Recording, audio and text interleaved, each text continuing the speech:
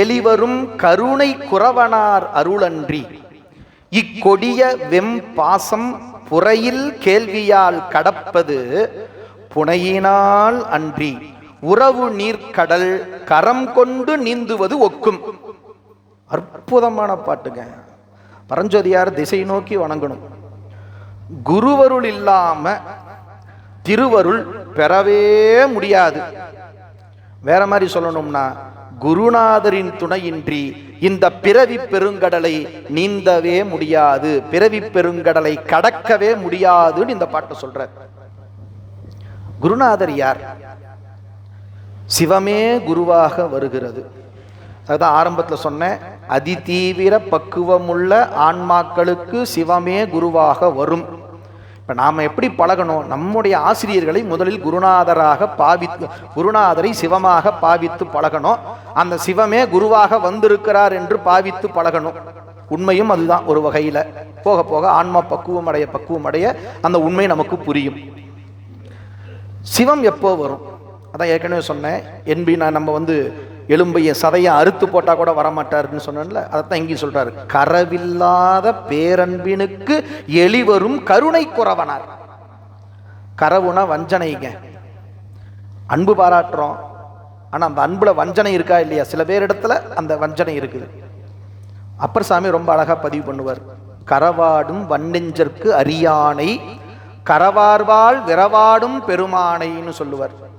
கரவுனா வஞ்சனை. வஞ்சனையான அன்பு வச்சிருந்தீங்கன்னா சாமி வரமாட்டார். நாம ஊரை வேணா ஏமாத்தலாம், உலகத்தை ஏமாத்தலாம், ஆனா சிவத்தை ஏமாத்த முடியாது. அதை சொல்றாரு. கரவில்லாத அன்புன்னு கூட சொல்லல, கரவில்லாத பேரன்பினுக்கு எளிவரும் கருணை குறவனார் அருளன்றி.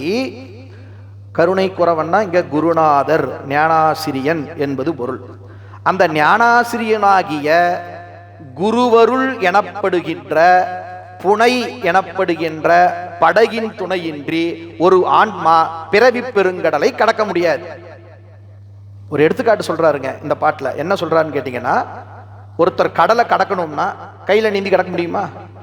முடியாது. அப்ப கடலை கடக்கணும்னா நமக்கு என்ன வேணும்? ஒரு படகு வேணும். அந்த படகின் துணை கொண்டுதான் நாம் அந்த கடலை கடக்க முடியும். எப்படி ஒரு கடலை கடப்பதற்கு ஒரு படகு துணையாக தேவையோ, அதுபோல ஒரு உயிரானது பிறவி பெரும் கடலை கடப்பதற்கு குருநாதர் என்ற படகு தேவை. பிறவி பெருங்கடல் நீந்தார் இறைவனடி சேராதார் அப்படின்னு சொல்லிட்டார். அதுவும் பாருங்க, ஏன்னா சில பேர் நம்ம என்ன நினைச்சுக்கிறோம் அப்படின்னா, நான் படிச்சாலேயே எனக்கு போதுமே, அறிவு வந்துருமே. ஆசிரியன் எதுக்கு? ஆசிரியர் என்ன பண்ண போறாரு? புக்கில் இருக்கிறதான பாடமா நடத்த போறாரு. அப்ப நானே படிச்சுட்டு போறேன் அப்படின்னு சொல்றாரு. அடுத்த பாட்டில் அதுக்கு நான் விளக்கம் கொடுக்குறேன். இங்க நான் ஹைலைட் பண்ணி விட்டுறேன். ஞானாசிரியன் இன்றியே நான் நூல் படித்தால் என்ன குறை? புறையில் கேள்வியால் கடப்பது. வார்த்தை கவனிங்க. புறையில் கேள்வினா, புறையினா குற்றம். குற்றமில்லாத புத்தகத்தை தான் நீங்க படிக்கிறீங்க, புத்தகமில்லாத நூலை கேட்குறீங்க.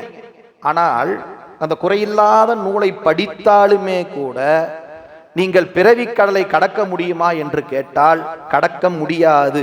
ஏனென்று கேட்டால், படகின்றி கடலை கடப்பது போல குருநாதரின்றி இந்த ஞானத்தை நீங்கள் பெற முடியாது. ஏன்னு கேட்டோம்னா, நூலறிவால் இப்ப நாம எந்த நூலை படிச்சாலும், அது தேவாரம் திருவாசகமா இருந்தாலும் சரி, சாத்திர தோத்திரமா இருந்தாலும் சரி, எந்த நூலை படிச்சோம்னாலும் அதனால் நமக்கு கிடைக்கிற ஞானத்துக்கு அபரஞானம் என்றுதான் பெயர். அதனால் நமக்கு கிடைக்கிறது என்னங்க? அபரஞானம். அபரஞானத்தால் சிவத்தை பெற முடியாது. பரஞானத்தால் அன்றி, பரஞானத்தால தான் சிவத்தை பெற முடியும். அப்போ நாமளா படிச்சோம்னா, போன முறை வந்தப்ப சொன்னேன்னு நினைக்கிறேன், நமச்சிவாயங்கிற மந்திரத்தை நாமளா சொன்னா அதுக்கு பேரு நாமாவளி. நமச்சிவாயத்தை நாமா சொன்னா நாமாவளி. நமச்சிவாயத்தை குருநாதர் உபதேசித்தால்தான் அது மந்திரம். அதுபோல ஞான நூல்களை நாமவே படிப்போமேயானால் அது அபரஞானம். குருநாதர் உபதேசித்தால், அதுவும் ஆன்மாவுக்குரிய தகுதி இருக்கும்போது குருநாதர் உபதேசித்தால் அது பரஞானமாயிடும். அதனால தான் மணிவாசக பெருமான் குருநாதன் குருபரன் வருவது எப்பொழுதாடு துடிக்கிறார். எப்போ குருநாதர் வருவார், எப்போ எனக்கு குருநாதர் அந்த ஞானத்தை தருவார், எப்போது நான் சிவத்தை பற்ற முடியும்னு ஆன்மா துடிக்குது, எதிர்பார்த்து காத்து கிடக்குது. அப்படி ஆன்மா காத்து கிடந்தா தான் சிவம் வரும். குருநாதர் நல்ல ஞானாசிரியர் நமக்கு வாய்க்க பெறுவான். மூர்த்தி தலம் தீர்த்தம் முறையாய் தொடங்கினோர்க்கு ஒரு வார்த்தை சொல்ல சர்க்குருவும் வாய்க்கும் பராபரமேனர். ஆக அப்படி ஒரு ஞானாசிரியன் கிடைக்க மாட்டானான்னு மணிவாசக பெருமான் ஏங்கி காத்து கிடக்கின்றார். சிவாயிடம சிவாயிடம.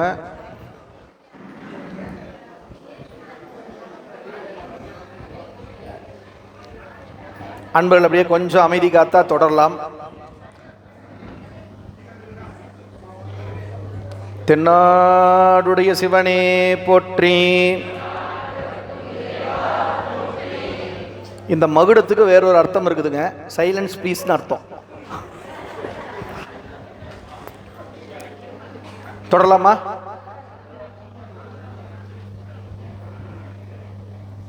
திருச்சிற்றம்பலம் 15வது பாடலுக்கு வரும். என்று அவ்வாதவூர் மறையவர் இன்ப வீடு எய்த துன்றும் ஆசையால் தொடக்குண்டு சுருதி ஆகமநூல் ஒன்று கேள்வியோர் வருந்தொரும் உணர்ந்து அவரிடை தாம் சென்று காண்தொரும் அளவாய் தேர்குவர் ஆனார். நல்ல கவனிங்க. இவர் ஒரு முதலமைச்சர், நாட்டினுடைய முதலமைச்சர் மணிவாசக பெருமான். எத்தனை வேலை இருக்கும், ஆனா அத்துணை வேலைக்கு மத்தியிலும் சிவத்தையும் ஒரு நல்ல குருநாதரை அடைந்து உய்வு பெற வேண்டும் என்ற அந்த ஆர்வத்தையுமே உயிர் மூச்சா வச்சிருந்தாராம். தாமரை இடத்து தண்ணீர் போல முதலமைச்சரா இருந்தா நமக்கு எவ்வளவு கெத்து இருக்கும், எவ்வளவு பந்தா இருக்கும். அதெல்லாம் அவர்கிட்ட ஒண்ணுமே இல்லையாமா மணிவாசக பெருமான் இடத்துல. என்று அவ்வாதவூர் மறையவர் இன்ப வீடு எய்த. என்றுனா எப்ப குருநாதர் கிடைப்பார், எப்ப குருநாதர் கிடைப்பார், எப்ப குருநாதர் கிடைப்பார்ன்ற எண்ணம். அந்த எண்ணத்தோடவே மணிவாசக பெருமான் இருக்கிறார். முதல்ல சிவத்தை அடையணும்,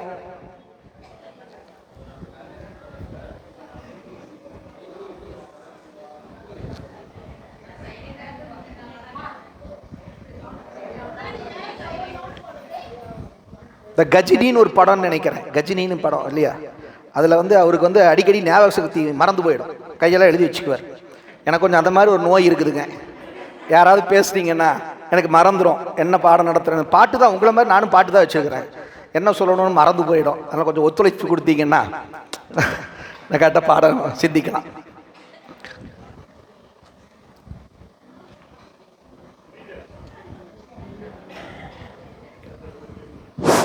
ஏன் எல்லாம் எந்திரிக்கிறீங்க? அவங்க இடத்துல உட்காருங்க, அவங்க தேடி வருங்க டீ.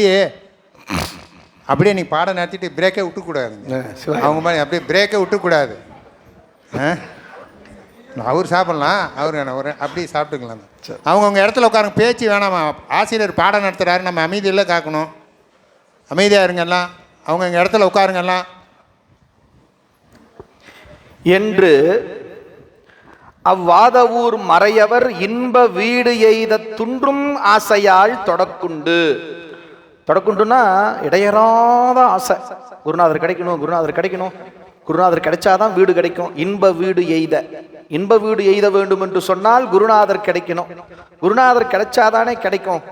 அதுக்கு முதல்ல சரி நம்மால முடிஞ்ச அளவுக்கு எவ்வளோ ஞான நூல்களை படித்து வைக்க முடியுமோ படித்து வைப்போம், அது கொஞ்சம் உதவியாக இருக்கும்னு என்ன பண்ணுவாராம்மா, அரண்மனைக்கு யாரேனும் அறிஞர்கள் வருவார்களே ஆனால் அவர்கள் சாத்திர தோத்திரத்தில் புலமை உள்ளவர்கள் இவருக்கு தெரிஞ்சா உடனே அவங்கள தனியாக கூட்டி உட்கார வச்சு பாடம் கேட்க ஆரம்பிச்சிருவாராம். ஐயா நீங்க பாடம் நடத்துங்க. சுருதி ஆகம நூல் ஒன்று கேள்வியோர் வருந்தோறும் நல்லா கவனிங்க, ஒரு நல்ல ஆசிரியரை பார்த்தா விட மாட்டாராமா. போய் ஐயா ஐயா கொஞ்ச நேரம் ஒரு 10 நிமிஷம் எனக்கு ஏதாவது ஒரு பாடம் நடத்திட்டு போங்களேன் அப்படின்னு உட்காந்துக்கு வராமா. அவங்களுக்கு எப்படி இருக்கும், ஐயா நீங்கள் முதலமைச்சர், உங்களுக்கு போய் நான் அதெல்லாம் இல்லைங்க, இதெல்லாம் ஒரு தகுதியா, அதெல்லாம் ஒன்றும் கிடையாது, நீங்கள் ஆசிரியர், நான் மாணவன், பாடம் நடத்துங்க அப்படின்னு போய் உட்காந்துட்டு வராமா. அத்தோட விட்டாரான்னா கிடையாது. இவர் அரண்மனைக்கு யார் அறிஞர்கள் வந்தாலும் பாடம் கேட்பார். அது போதாதுன்னு 5 மணிக்கு மேலே டியூட்டி முடிஞ்ச உடனே இவர் தேடி போய் ஆசிரியர் எங்கே இருக்காரோ அங்கே போய் பாடம் படிப்பாராம். அதான் நான் முன்னாடியே சொன்னேன், இங்கே மட்டும் இல்லைங்க, எங்கெல்லாம் வகுப்புகள் நடக்கிறதோ அங்கெல்லாம் சென்று பாடம் கேளுங்கள். எவ்வளவுக்கு எவ்வளவு பாடம் கேட்கிறோமோ அவ்வளவுக்கு அவ்வளவு ஞானம் விளைவதற்கு ஏதாகும். அதனால இவர் என்ன பண்ணுவாராமா, வருந்தோறும் உணர்ந்து அவரிடைத்தாம் சென்று காண்டோறும் அளவாய் தொகுவார். பார்த்தா போதும் விடமாட்டார், எந்த ஆசிரியரை பார்த்தாலும் பிடிச்சிக்குவார். ஆனால் பொதுப்பட ஆசிரியர்கள் என்பது வேறு, ஞானாசிரியன் என்பவர் வேறு. பார்க்குற எல்லாரையும் நாம் வணங்குகிறோம், ஆசிரியர் தான் என்றாலுமே ஞானாசிரியர் கிட்டினால்தான் வீடு பேறு கிட்டும். அப்போ ஒரு அந்த ஆர்வம் இவருக்கு பெருகிட்டே இருக்குதாமா. அந்த ஏன் மற்ற ஆசிரியர்களுக்கும் ஞானாசிரியருக்கும் என்ன வேறுபாடு அடுத்த பாட்டை சொல்றது பாருங்க. எண்ணிலாரிடத்து அளந்து அளந்து அறிவொருள் எல்லாம் உண்ணும் நீர் விடாய்க்கு உவரி நீர் உண்டவர் ஒப்ப அண்ணலார் அகத்து அமைவுறாது அரசனுக்கு உயிரும் கண்ணுமாய் அமைச்சு உரிமையும் கைவிடாது இயல்வார். முதலமைச்சரா பொறுப்பு ஏத்தாச்சு, அதை டக்குன்னு விட்டுட்டு போகவும் முடியல. ஆனா அந்த பதவியில் இருக்கிறதுக்கு இவருக்கு விருப்பம் இல்லை. பின்னாடி பதிவு பண்ணுவார், இருதலை கொல்லியின் உள் எறும்பு ஒத்து நினைப்பிரிந்த விரிதலையேனை விடுதி கண்டாயம்பர். அதுக்கு அர்த்தம் இதுதான், அரச பதவியும் விட்டுட்டு போக முடியல, ஆனா இங்க இருக்கவும் பிடிக்கல.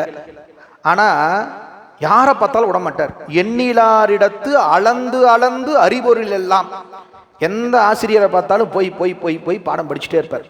அல்லது இவராகவே நிறைய நூல்களை எடுத்து வச்சு படிப்பார். மணிவாசக பெருமானே நிறைய நூல்களை எடுத்து படிச்சு வச்சு படிப்பார். ஆனா அதனால பிரயோஜனம் விளையலைங்கிறார். அவராகவே படித்ததுல அந்த ஒரு உண்மையான ஞானம் கிட்டல. அதான் முன்னாடி சொன்னேன், நாம படித்தால் ஐயம் திரிவு மயக்கம் ஏற்படும். அதுக்கு பரஞ்சோதியார் ஒரு எடுத்துக்காட்டு சொல்றாரு. என்னதான் ஒரு சரியான தகுதியில்லாத ஒருவரிடத்திலே பாடம் கேட்போமேயானால் அது எப்படிப்பட்டதாக இருக்கும்?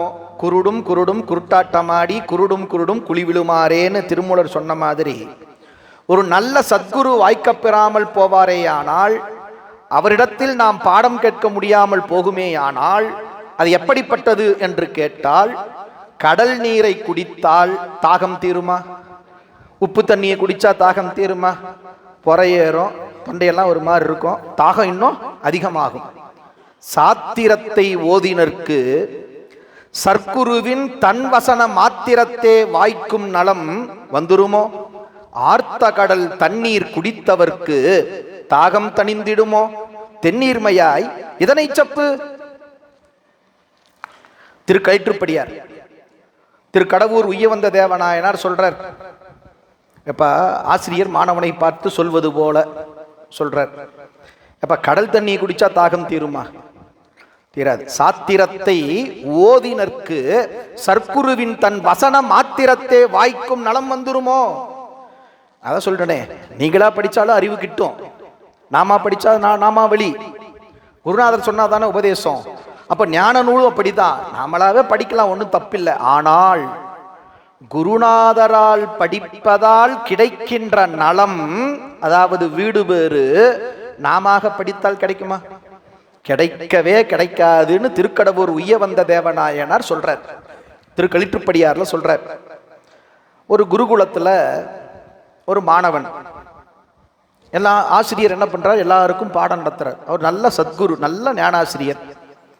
ஆனா அவரிடத்துல படிக்கிற அந்த மாணவனுக்கு கொஞ்சம் பொறாமை. என்ன ஒரு பாடம் நடத்துறார், டேபிள்ல ஒரு புக்கு வச்சுக்கிட்டு அந்த புக்கை பார்த்தானே பாடம் நடத்துறார். இவர் பாடம் நடத்தி நான் ஏன் கேட்பானே, நானே அதை வீட்டில் உட்காந்து படிச்சுக்கிறேன், நானே அதை வீட்டில் உட்காந்து படிச்சுக்கிறேன்னு அந்த மாணவன் முடிவு பண்ணான். அவன் ஒரு ஹைலைட்டாக 3 விஷயத்த படிச்சு வச்சான். எச்சில் பரிசுத்தம், வாந்தி பண்ணினது பரிசுத்தம், இறந்தவன் போர்வை பரிசுத்தம் அப்படின்னு ஒரு 3 தத்துவத்தை அவன் படிச்சான். எச்சில் பரிசுத்தம், வாந்தி பண்ணினது பரிசுத்தம், இறந்தவன் போர்வை பரிசுத்தம்னு படிச்சான். கொஞ்ச நாள் ஆச்சு. இந்த வாத்தியார் வேணா ஒண்ணு வேணாம், நானே படிச்சுக்கிறேன்னு அவன் குருகுலத்தை விட்டு வெளியே போயிட்டான். குருகுலத்தை விட்டு வெளியே போயிட்டு இந்த வார்த்தை அவனுக்கு மண்டையில ஏறிச்சு, எச்சில் பரிசுத்தம் அப்படின்னு. உடனே என்ன பண்ணா, ஒரு நாள் ரோட்ல போயிட்டு இருந்தான். ஒரு கல்யாண மண்டபத்துல எல்லாம் சாப்பிட்டுட்டு எச்சில் இலையை தூக்கி வெளியே போடுவாங்கல்ல, அப்படி தூக்கி வெளியே போட்டாங்க. இவன் பார்த்தான், ஓடோடி போய் அந்த எச்சில் இலையை எடுத்து சாப்பிட ஆரம்பிச்சிட்டான். அந்த பக்கம் வேறொரு ஞானாசிரியர், அவரும் நல்ல ஆசிரியர், அவர் அந்த பக்கமா வந்தார். அவருக்கு தெரியும் இவன் இந்த குருகுலத்திலிருந்து எஸ்கேப் ஆகி வந்தவன் அப்படின்னு அவருக்கு தெரியும். பார்த்தாரு, என்னப்பா பண்ற அப்படின்னாரு. உனக்கு என்ன, நான் என்ன பண்ணா என்ன, என்னப்பா எச்சில் இலையை போய் சாப்பிட்டுட்டு இருக்கிறிய, அதனால கேட்டம்பா அப்படின்னா. எச்சில் பரிசுத்தம் இந்த நூல் சொல்லியிருக்கு தெரியுமா அப்படின்னாரு. அவர் பார்த்தாரு, டக்குன்னு புரிஞ்சிருச்சு. நம்ம ஒரு கற்பனை பண்ணிக்கலாம், சிவஞான போதத்தில் அந்த வார்த்தை வருது, அப்படி கற்பனை பண்ணிக்கலாம். ஓ, எச்சில் பரிசுத்தம்னு படிச்சதனுடைய விளைவு இது. கேட்கல, அவன் குருநாதர்கிட்ட பாடம் கேட்கல, படிச்சதனுடைய விளைவு.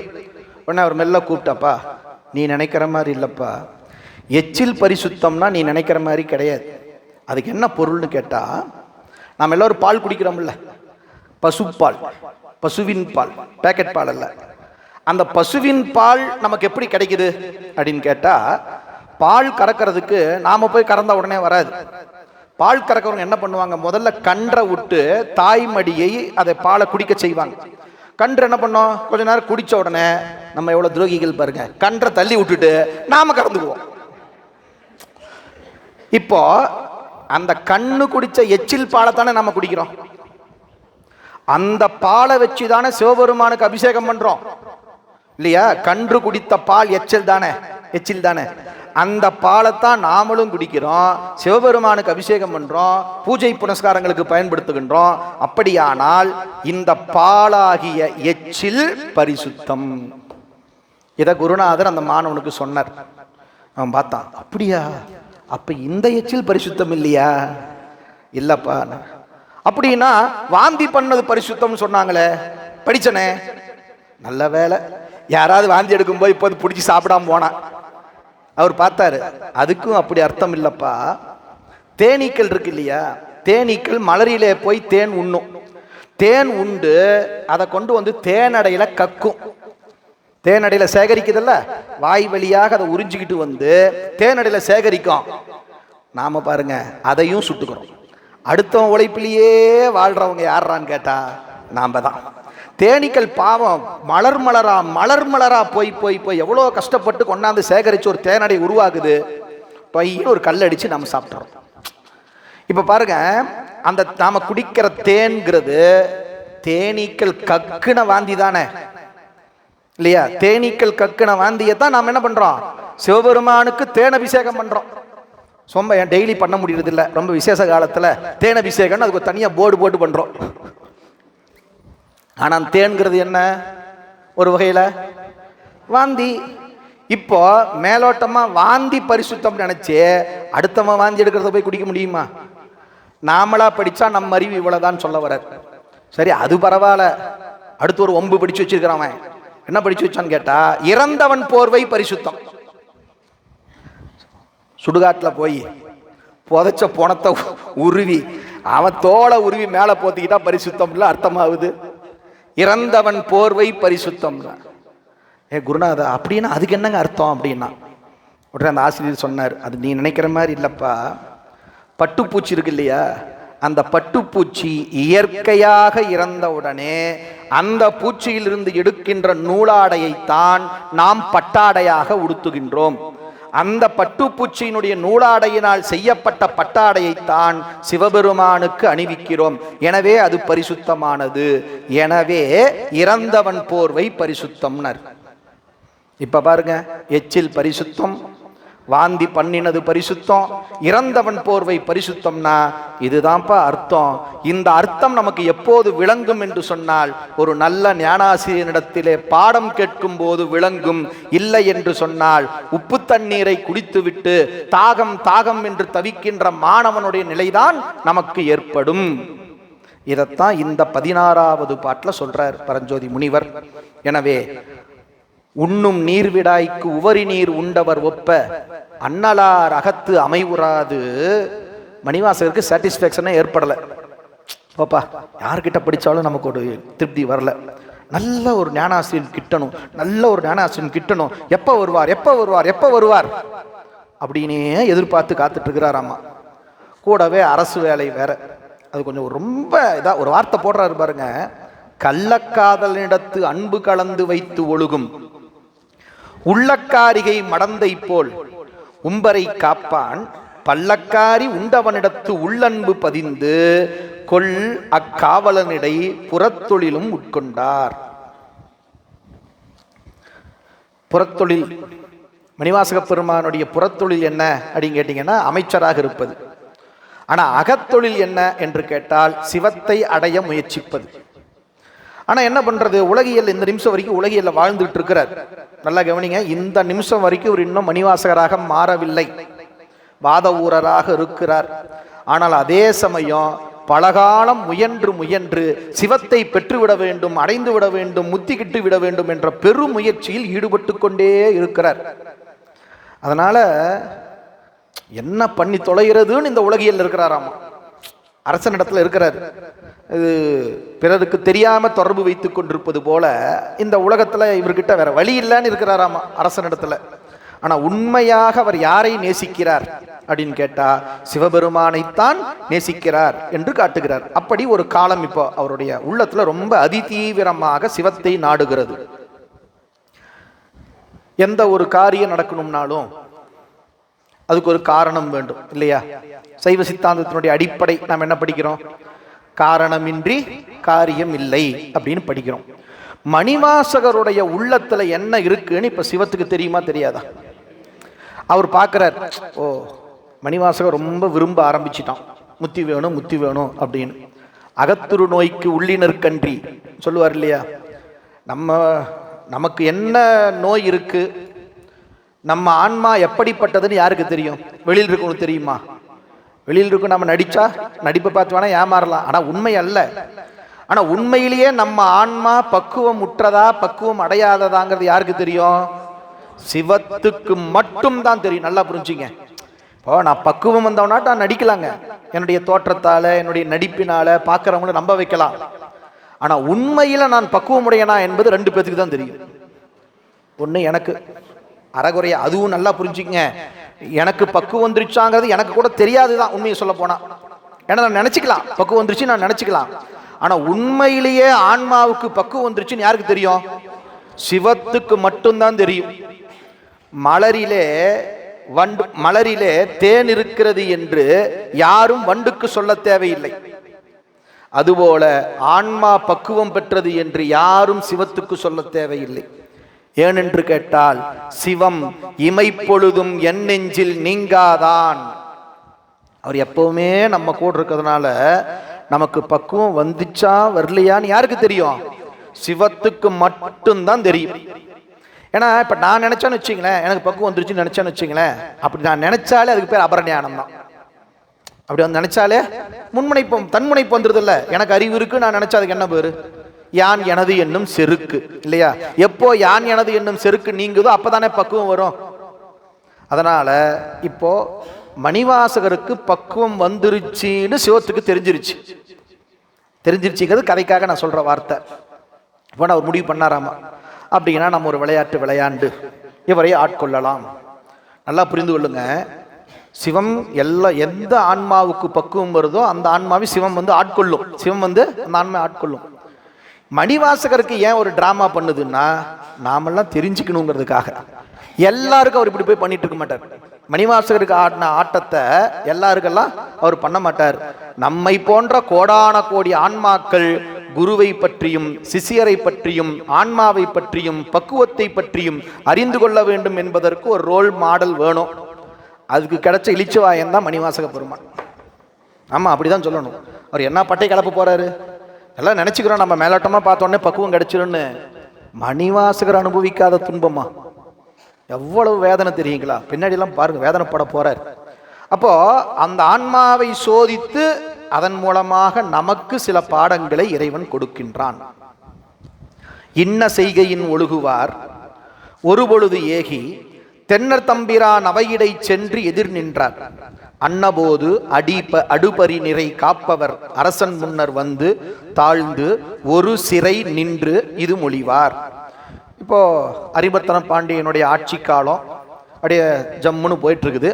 திடீர்னு ஒரு நாள் அரண்மனையில குதிரைப்படை தலைவர் ஒருத்தர் வந்து ராஜாவை வணங்கி, அரசே ஒரு செய்தி அப்படின்னு நிக்கிறாருங்க. மரம் தவாத வேல்வளவ நம் வயப்பரி வெள்ளத்து இறந்தவாம் பரி போக நின்று எஞ்சிய வெல்லாம் நிறைந்த நோயவும் நெடிது மூப்பு உடையவும் அன்றி சிறந்தவாம் பரி ஒன்று இல்லை தேர்ந்திடின் என்றார்.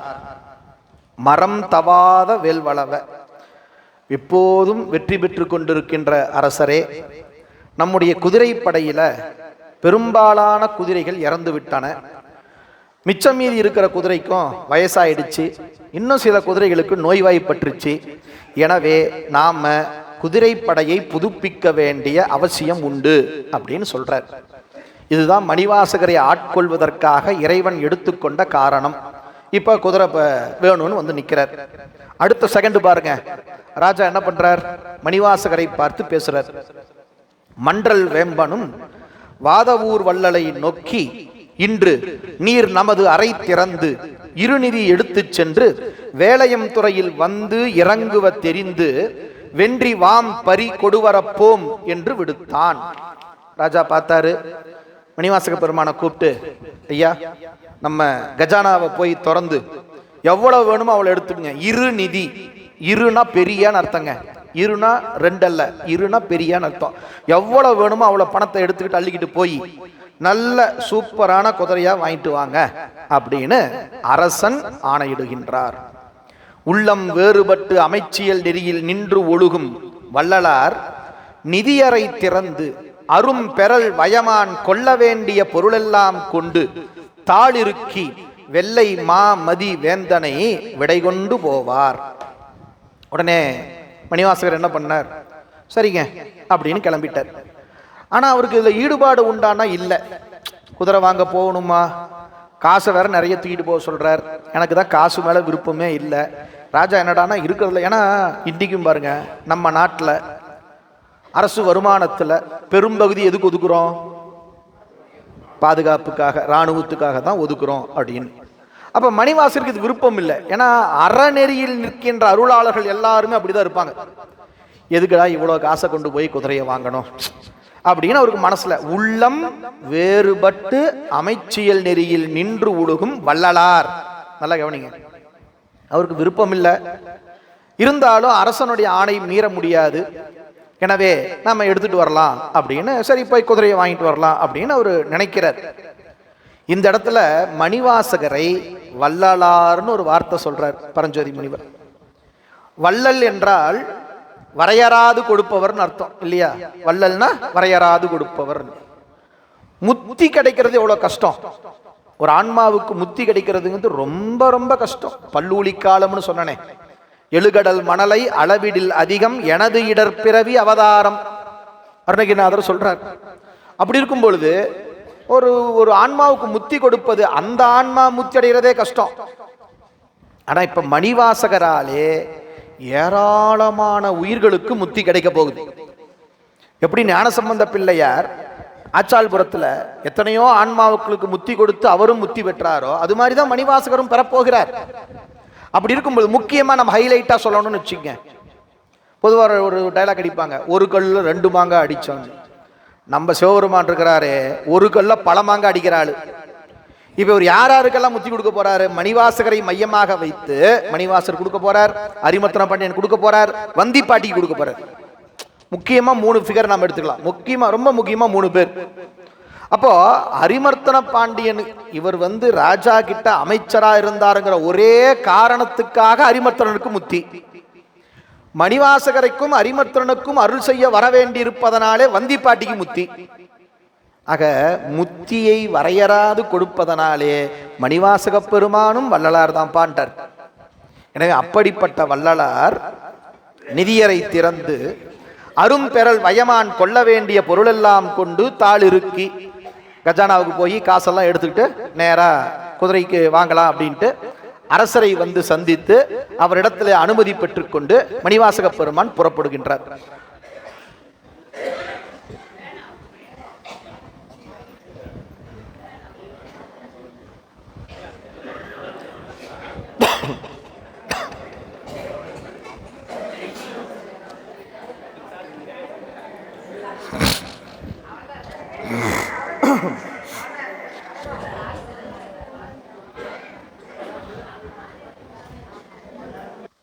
பாருங்களேன், புலன்கள் நம்மை கீழ் நோக்கி செலுத்தோன்னு வந்தோடனே சொன்னப்போ கூட நம்பி இருக்க மாட்டீங்க. புலன்கள் ஒரு மூக்கு, ஒரே ஒரு நறுமணம் நம்மளை என்ன பண்ணிச்சுப்போ மெய்ஞானத்தை தடை பண்ணுது பாருங்க. புலன்கள் ஞானத்தை தடை செய்யுங்கிறதுக்கு இப்ப நம்ம அனுபவிச்ச அனுபவமே போதும். இறை சிந்தனைவே அப்படி ஒரு செகண்ட் என்ன பண்ணிச்சு, தட்டி தூக்கி எரிஞ்சிருச்சு. புலன்கள் கிட்ட ஜாக்கிரதையா இருக்கணும். கை ஒன்று செய்ய, விழி ஒன்று நாட, கருத்தொன்று என்ன, புலால் கமலும் மெய் ஒன்று சார, வஞ்சக நா பொய் ஒன்று பேச, விரும்பும் யான் செய்கின்ற பூசை எவ்வாறு கொள்வாய் வினை தீர்த்தவனே. பட்டினத்தார் பாடுறார்.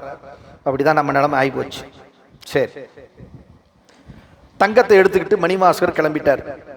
எடுத்த பொன் சுமை ஒட்டகத்து இட்டு முன் ஏக விடுத்து, விண்தொடு தின்திமில் விடையவன் கோயில் அடுத்து, அவிழ்ந்த பொன் அம்புயத்தடம் படிந்து, அணைய மடுத்தடம் கரை சித்தி ஐங்கரத்தானை வணங்கா.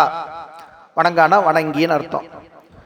அரண்மனையிலிருந்து புறப்பட்டு அரசரிடத்திலே விடைபெற்று கொண்டு இப்போ மணிவாசக பெருமான் குதிரை வாங்குவதற்காக கடல் துறைமுகத்துக்கு போகணும்.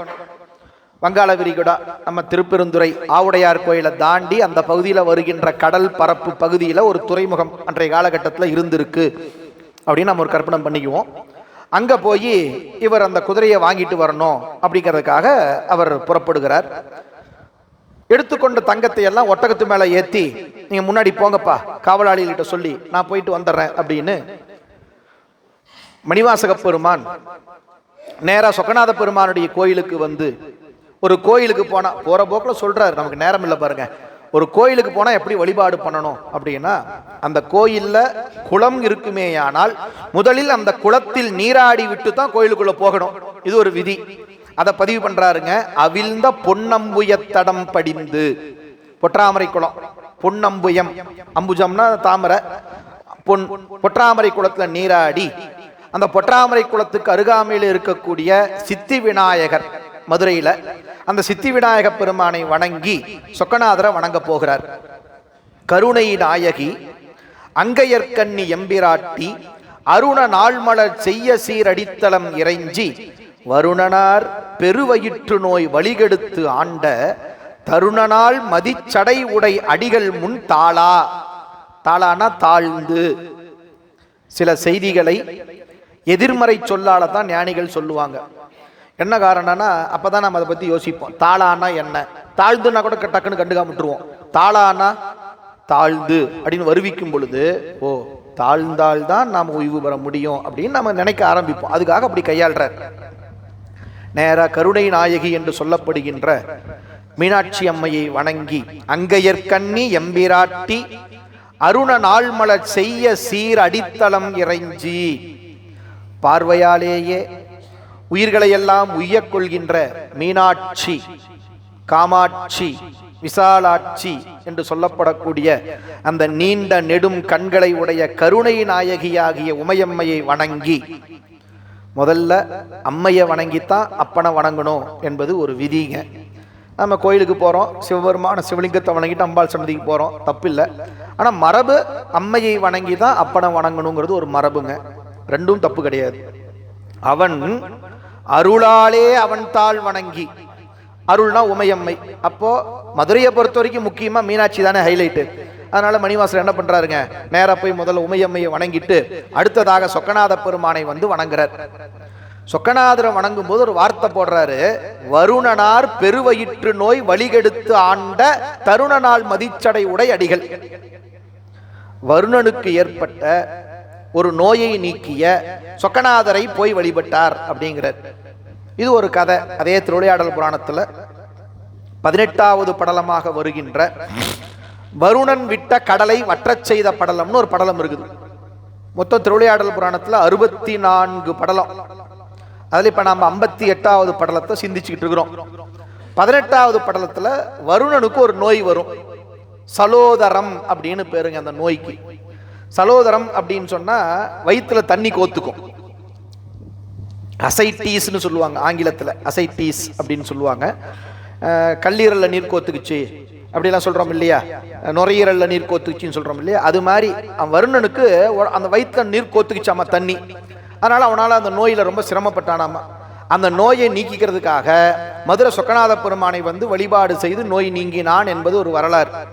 அதை இங்க சொல்றார். ஏன் சொல்றார் அப்படின்னா, அதெல்லாம் வந்தா போற நோய். ஆனா நம்ம எல்லாருக்கும் வந்தா அவ்வளவு சீக்கிரத்துல போகாத ஒரு நோய் இருக்குது. பிறவி நோயின்னு பேர். அந்த நோய்க்கு என்ன பேருங்க? பிறவி நோய் அப்படின்னு இருக்குது. அந்த பிறவி நோய் நீங்க வேண்டுமானால் முதலில் ஒரு நல்ல ஞானாசிரியன் கிட்ட வேண்டும். எனவே அதற்காக இவர் கோயிலுக்கு போறாருன்னு அர்த்தம். இப்ப சொக்கநாதரை ஏன் வணங்கினார் அப்படின்னா, அந்த வருணனுக்கு வயிற்று நோயை நீக்கினீங்க இறைவா, சொக்கநாதா எனக்கு பிறவி நோயை நீக்குங்க. பிறவி நோய் நீங்கணும்னா எனக்கு யார் வேணும்? ஒரு நல்ல குருநாதன் வேணும். குருநாதரை கொடுங்கன்னு பிரார்த்தனை பண்றார். அடுத்த பாட்டுல பாருங்க. ஒன்று வேண்டும், இப்பொருள் எல்லாம் உனக்கும் ஐம்பொறியும் வென்று வேண்டும் நின் அன்பருக்கும் ஆக்குக, வெள்ளிமன்று வேண்டி நின்று ஆடிய வள்ளல் என் குறை ஈது என்று வேண்டி நின்று ஏத்துவார்க்கு இறைவன் இன்னருள் போல். நேரா சொக்கநாதர் முன்னாடி போய் மணிவாசக பெருமான் ஒரு பிரார்த்தனை செய்கிறார். என்ன அப்படின்னு கேட்டீங்கன்னா, பெருமானே, எங்க ராஜா ஒட்டகமா ஏகப்பட்ட தங்கம் வைரம் வைடூரியத்தை சரக்கு மாதிரி காசு பணத்தை ஏற்றி அதை போய் குதிரை வாங்கிட்டுவான்னு அனுப்பிவிட்டுருக்கிறார். நானும் என்ன பண்றேன்னு தெரில, அரசாணையை மீற முடியாது. எனவே எல்லா காசையும் ஒட்டகத்து மேலே ஏற்றி துறைமுகத்துக்கு அனுப்பிட்டு நான் பின்னாடி போறேன். உள்ளம் வேறுபட்டு ஒழுகும் மணிவாசகர் ஏற்கனவே படிச்சுட்டோம். விண்ணப்பம் பண்றார். எனக்கு என்னன்னு நினைச்சா பெருமானே, இவ்வளோ காசு சிவனடியார்களுக்கு உன் திருவடிக்கும் பயன்பட்டா பரவாயில்லையே. செல்வத்தை உனக்கும் சொல்றாரு பாருங்க, உனக்கும் ஐம்பொறியும் வென்று வேண்டும் நின் அன்பருக்கும் ஆக்குக. சாமி எனக்கு என்ன ஆசைன்னு கேட்டீங்கன்னா, இந்த காசை பூரா உங்க திருவடிக்கும் உண்மையான அடியாருக்கு, அதாங்க வார்த்தை. ஐம்பொறியை வென்ற அடியார்ன்றார், மெய்யடியார்னு அர்த்தம். அந்த மெய்யடியார்களுக்கும் இந்த செல்வத்தை பயன்படுத்த வேண்டும் என்பதுதான் அடியானுடைய ஆசை. அதுக்கான ஒரு வாய்ப்பை நீ தான் கொடுக்கணும். மற்றபடி இந்த குதிரையெல்லாம் வாங்கி காசை வீண் பண்றதுக்கு அடியன் விரும்பல. ஆனா என்ன பண்றது, அரசாணை அப்படின்னு மனசுல பட்டதை போய் பெருமான் திருவடிக்கு போய் விண்ணப்பம் பண்றார். இங்கே இந்த பாடல்ல பரஞ்சோதியார் நமக்கு சொல்ற உண்மை என்ன அப்படின்னு கேட்டா, செல்வத்தின் பயனே ஈதல். நமக்கு ஒரு அறிவுரை சொல்றார். நம்முடைய செல்வத்தை சிவபுண்ணியமா பண்றதுதான் புத்திசாலித்தனம்.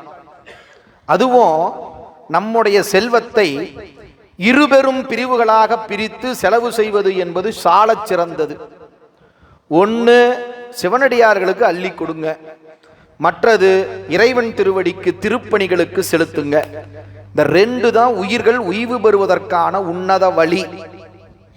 பெரிய புராணத்தில் திருநீலநக்க நாயனாருடைய வரலாற்றுல இதே கருத்தை தெய்வ சேக்கிழார் பெருமான் பதிவு செய்து காட்டுகின்றார். வேத உள்ளுரையாவன விரிப்புணல் வேணி நாதர் தம்மையும் அவர் அடியாரையும் நயந்து பாத அர்ச்சனை புரிவதும் பணிவதும் என்றே காதலால் அவை இரண்டுமே செய் கருத்துடையார். நீலநக்கர் புராணங்க போய் படிச்சு பாருங்க, 6வது பாட்டு. அற்புதமா சொல்றார். ரெண்டு கருத்து தான் திருநீலநக்க நாயனாருக்கு. என்ன சார்? நாதர் தம்மையும் அவர் அடியாரையும் நயந்து பாத அர்ச்சனை புரிவதும் பணிவதும். விருப்பத்தோட செய்யணும், எந்த காரியத்தையும் விருப்பத்தோட பண்ணணும். என்ன பண்ணி தொலைகிறது, சிவனடியாரை கும்பிட சொல்லிட்டாங்கன்னு கும்பிடக்கூடாது. என்ன பண்ணி தொலைகிறது, கோயிலுக்கு போக சொல்லிட்டாங்களேன்னு போகக்கூடாது. விருப்பத்தோட காதலாகி செய்யணுமாமா. அதை சொல்றாரு நீலநக்கர் வரலாற்றுல சொல்றார். அங்கேயும் 2 தான் சொல்றார். ஒன்னு சிவப்பணி, இன்னொன்னு சிவனடியார் பணி. நிறைய இடத்துல சொல்றாருங்க, பெரிய புராணம் முழுக்க சொல்றார். பூசலார் நாயனார் வரலாறு இருக்கு இல்லையா, மணக்கோயில், அங்க சொல்றாருங்க, அடுப்பது சிவன்பாள் அன்பர்காம் பணி செய்தல் என்றே. 2 கொள்கை தான் அவருக்குங்கிறார். பூசலாருக்கும் நல்லா கவனிங்க, பூசலாருக்கு 2 கொள்கை தான். ஒன்னு சிவனடியாருக்கு செய்யணும், இன்னொன்னு சிவத்துக்கு பண்ணணும். சிவனடியாருக்கு பண்ணிட்டாரு, அவருடைய வசதிக்கு, பூசலாருடைய வசதிக்கு சிவனடியாருக்கு என்ன பண்ணணுமோ பண்ணிட்டார். கோயில் கட்டணும்னு ஆசை முடியல, அதனால என்ன பண்ணிட்டாரு, மணக்கோயில் கட்டிட்டார். ஆக மொத்தத்தில் அவருக்கு 2 ஆசை தான், சிவத்துக்கும் சிவனடியாருக்கும். இதுதான் ஒவ்வொரு உயிருக்கும் இருக்க வேண்டிய ஆசைகள், இந்த 2 தான் அப்படிங்கறது இந்த பாட்டுல பதிவு பண்றார். மணிவாசகர் மேல வெற்றி பண்றார். மணிவாசகர் சொல்றாரு, சாமி எனக்கு என்னமோ இந்த காசை வச்சு உனக்கு கோயில் கட்டுறதும் இந்த காசை வச்சு சிவனடியார்களுக்கு கொடுக்கறதும் தான் சால சிறந்ததுன்னு தோணுது, நீ ஏன் ஏற்பாடு பண்ணிக்கோன்றார். நீ ஏன் ஏற்பாடு பண்ணிக்கோ அப்படி சொல்லிட்டு கிளம்பிட்டார். அப்படி விண்ணப்பம் பண்ணிட்டு இருக்கிறாரு. இப்போ நம்ம எல்லாரும் கோயிலுக்கு போறோம். கோயிலுக்கு போய் சொக்கா 1 லட்சம் கொடுத்தீங்கன்னா பரவாயில்லன்னு கேட்குறோம். சரி இல்ல ஏதாவது பதில் சொல்றாரா? மனுஷன் வாயே திறக்க மாட்டேங்கிறான். ஏன்னா நாமளும் எல்லா கோயிலுக்கும் போய் பார்த்துட்டோம், பாடல் பெற்ற தலங்கள் எல்லாம் எங்கெங்க இருக்குதோ தேடி தேடி போய் பார்க்குறோம். ஒரு கோயிலையாவது வாயை திறப்பானான்னு பார்த்தா நம்மால் வாயம் அப்படின்னு இருக்கிறாரு. இங்க பாருங்க, மணிவாசகர் என்ன பண்ணாராமா, நீ கேட்டது ஓகே சாங்ஷன்டு அப்படின்னு ஒரு குறிப்பு கொடுத்தாராம். நமக்கு குறிப்பு கொடுத்தாலாவது பரவாயில்ல.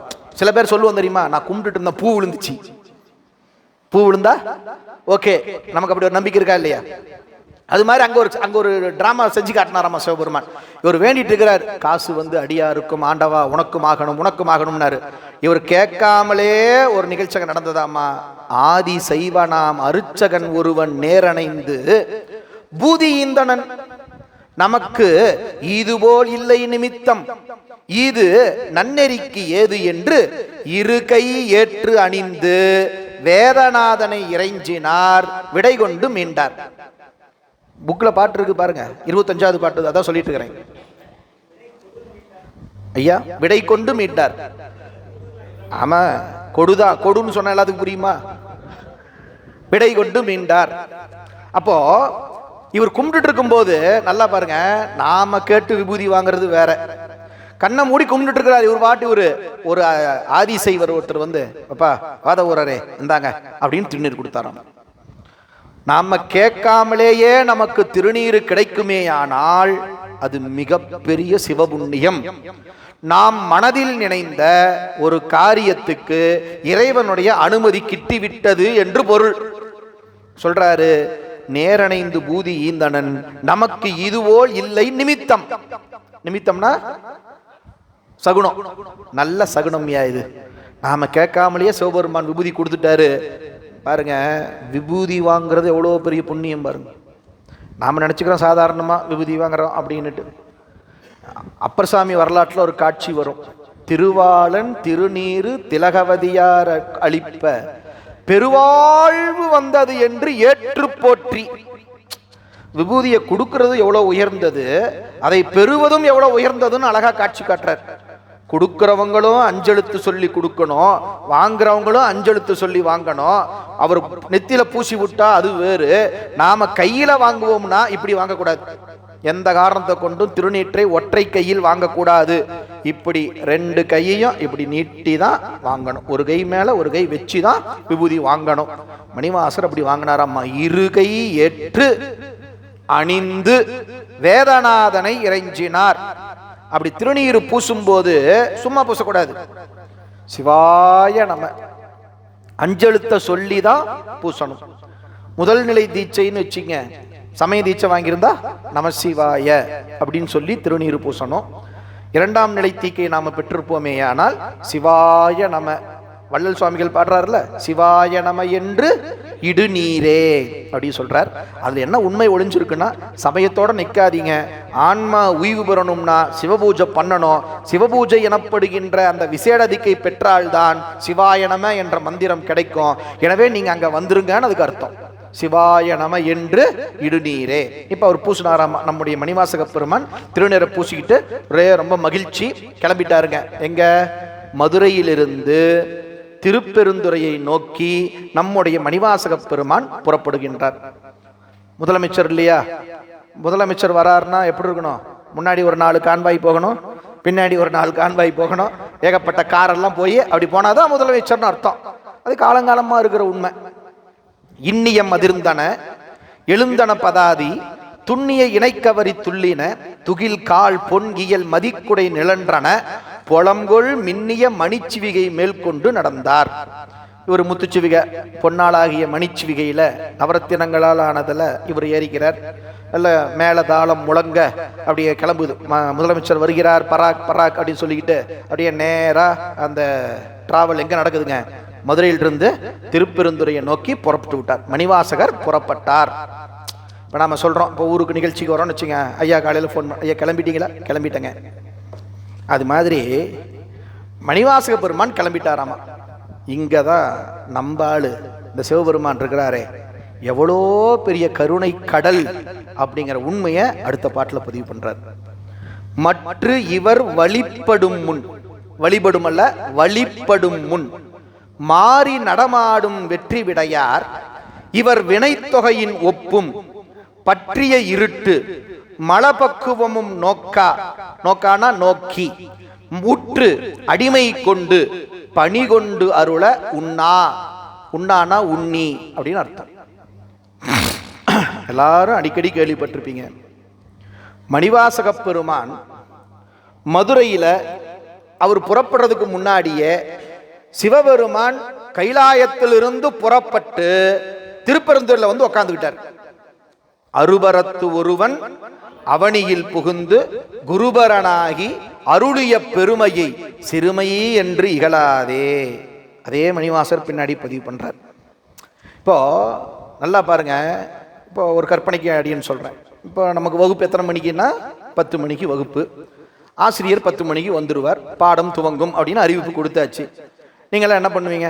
10 மணிக்கு ஆசிரியர் வராராமா, 5 மணிக்கு போய் உட்காந்துடலாம் அப்படின்னு வந்து உட்காந்துருவீங்களா? நாங்கள் பல இடத்துக்கு வகுப்புக்கு போகிறோம். ஆசிரியர் 10 மணிக்கு வருவார், மாணவர்கள் 11 மணிக்கு வருவார்கள். இல்லை நாம் அப்படி இல்லை, நான் தான் அதனால தானே வேற வார்த்தை சொன்னேன்.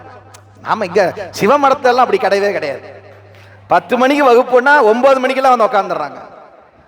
அது மாதிரி நாங்கள் வரும்போது எல்லாருமே இங்கே இருந்தீங்கல்ல, அது ஒரு எடுத்துக்காட்டுக்காக சொல்றேன். பொதுவா அப்படி நடக்கும். நல்லா பாருங்க, எதுக்கு இந்த பாயிண்ட்? அந்த பாயிண்ட்டை கவனிங்க.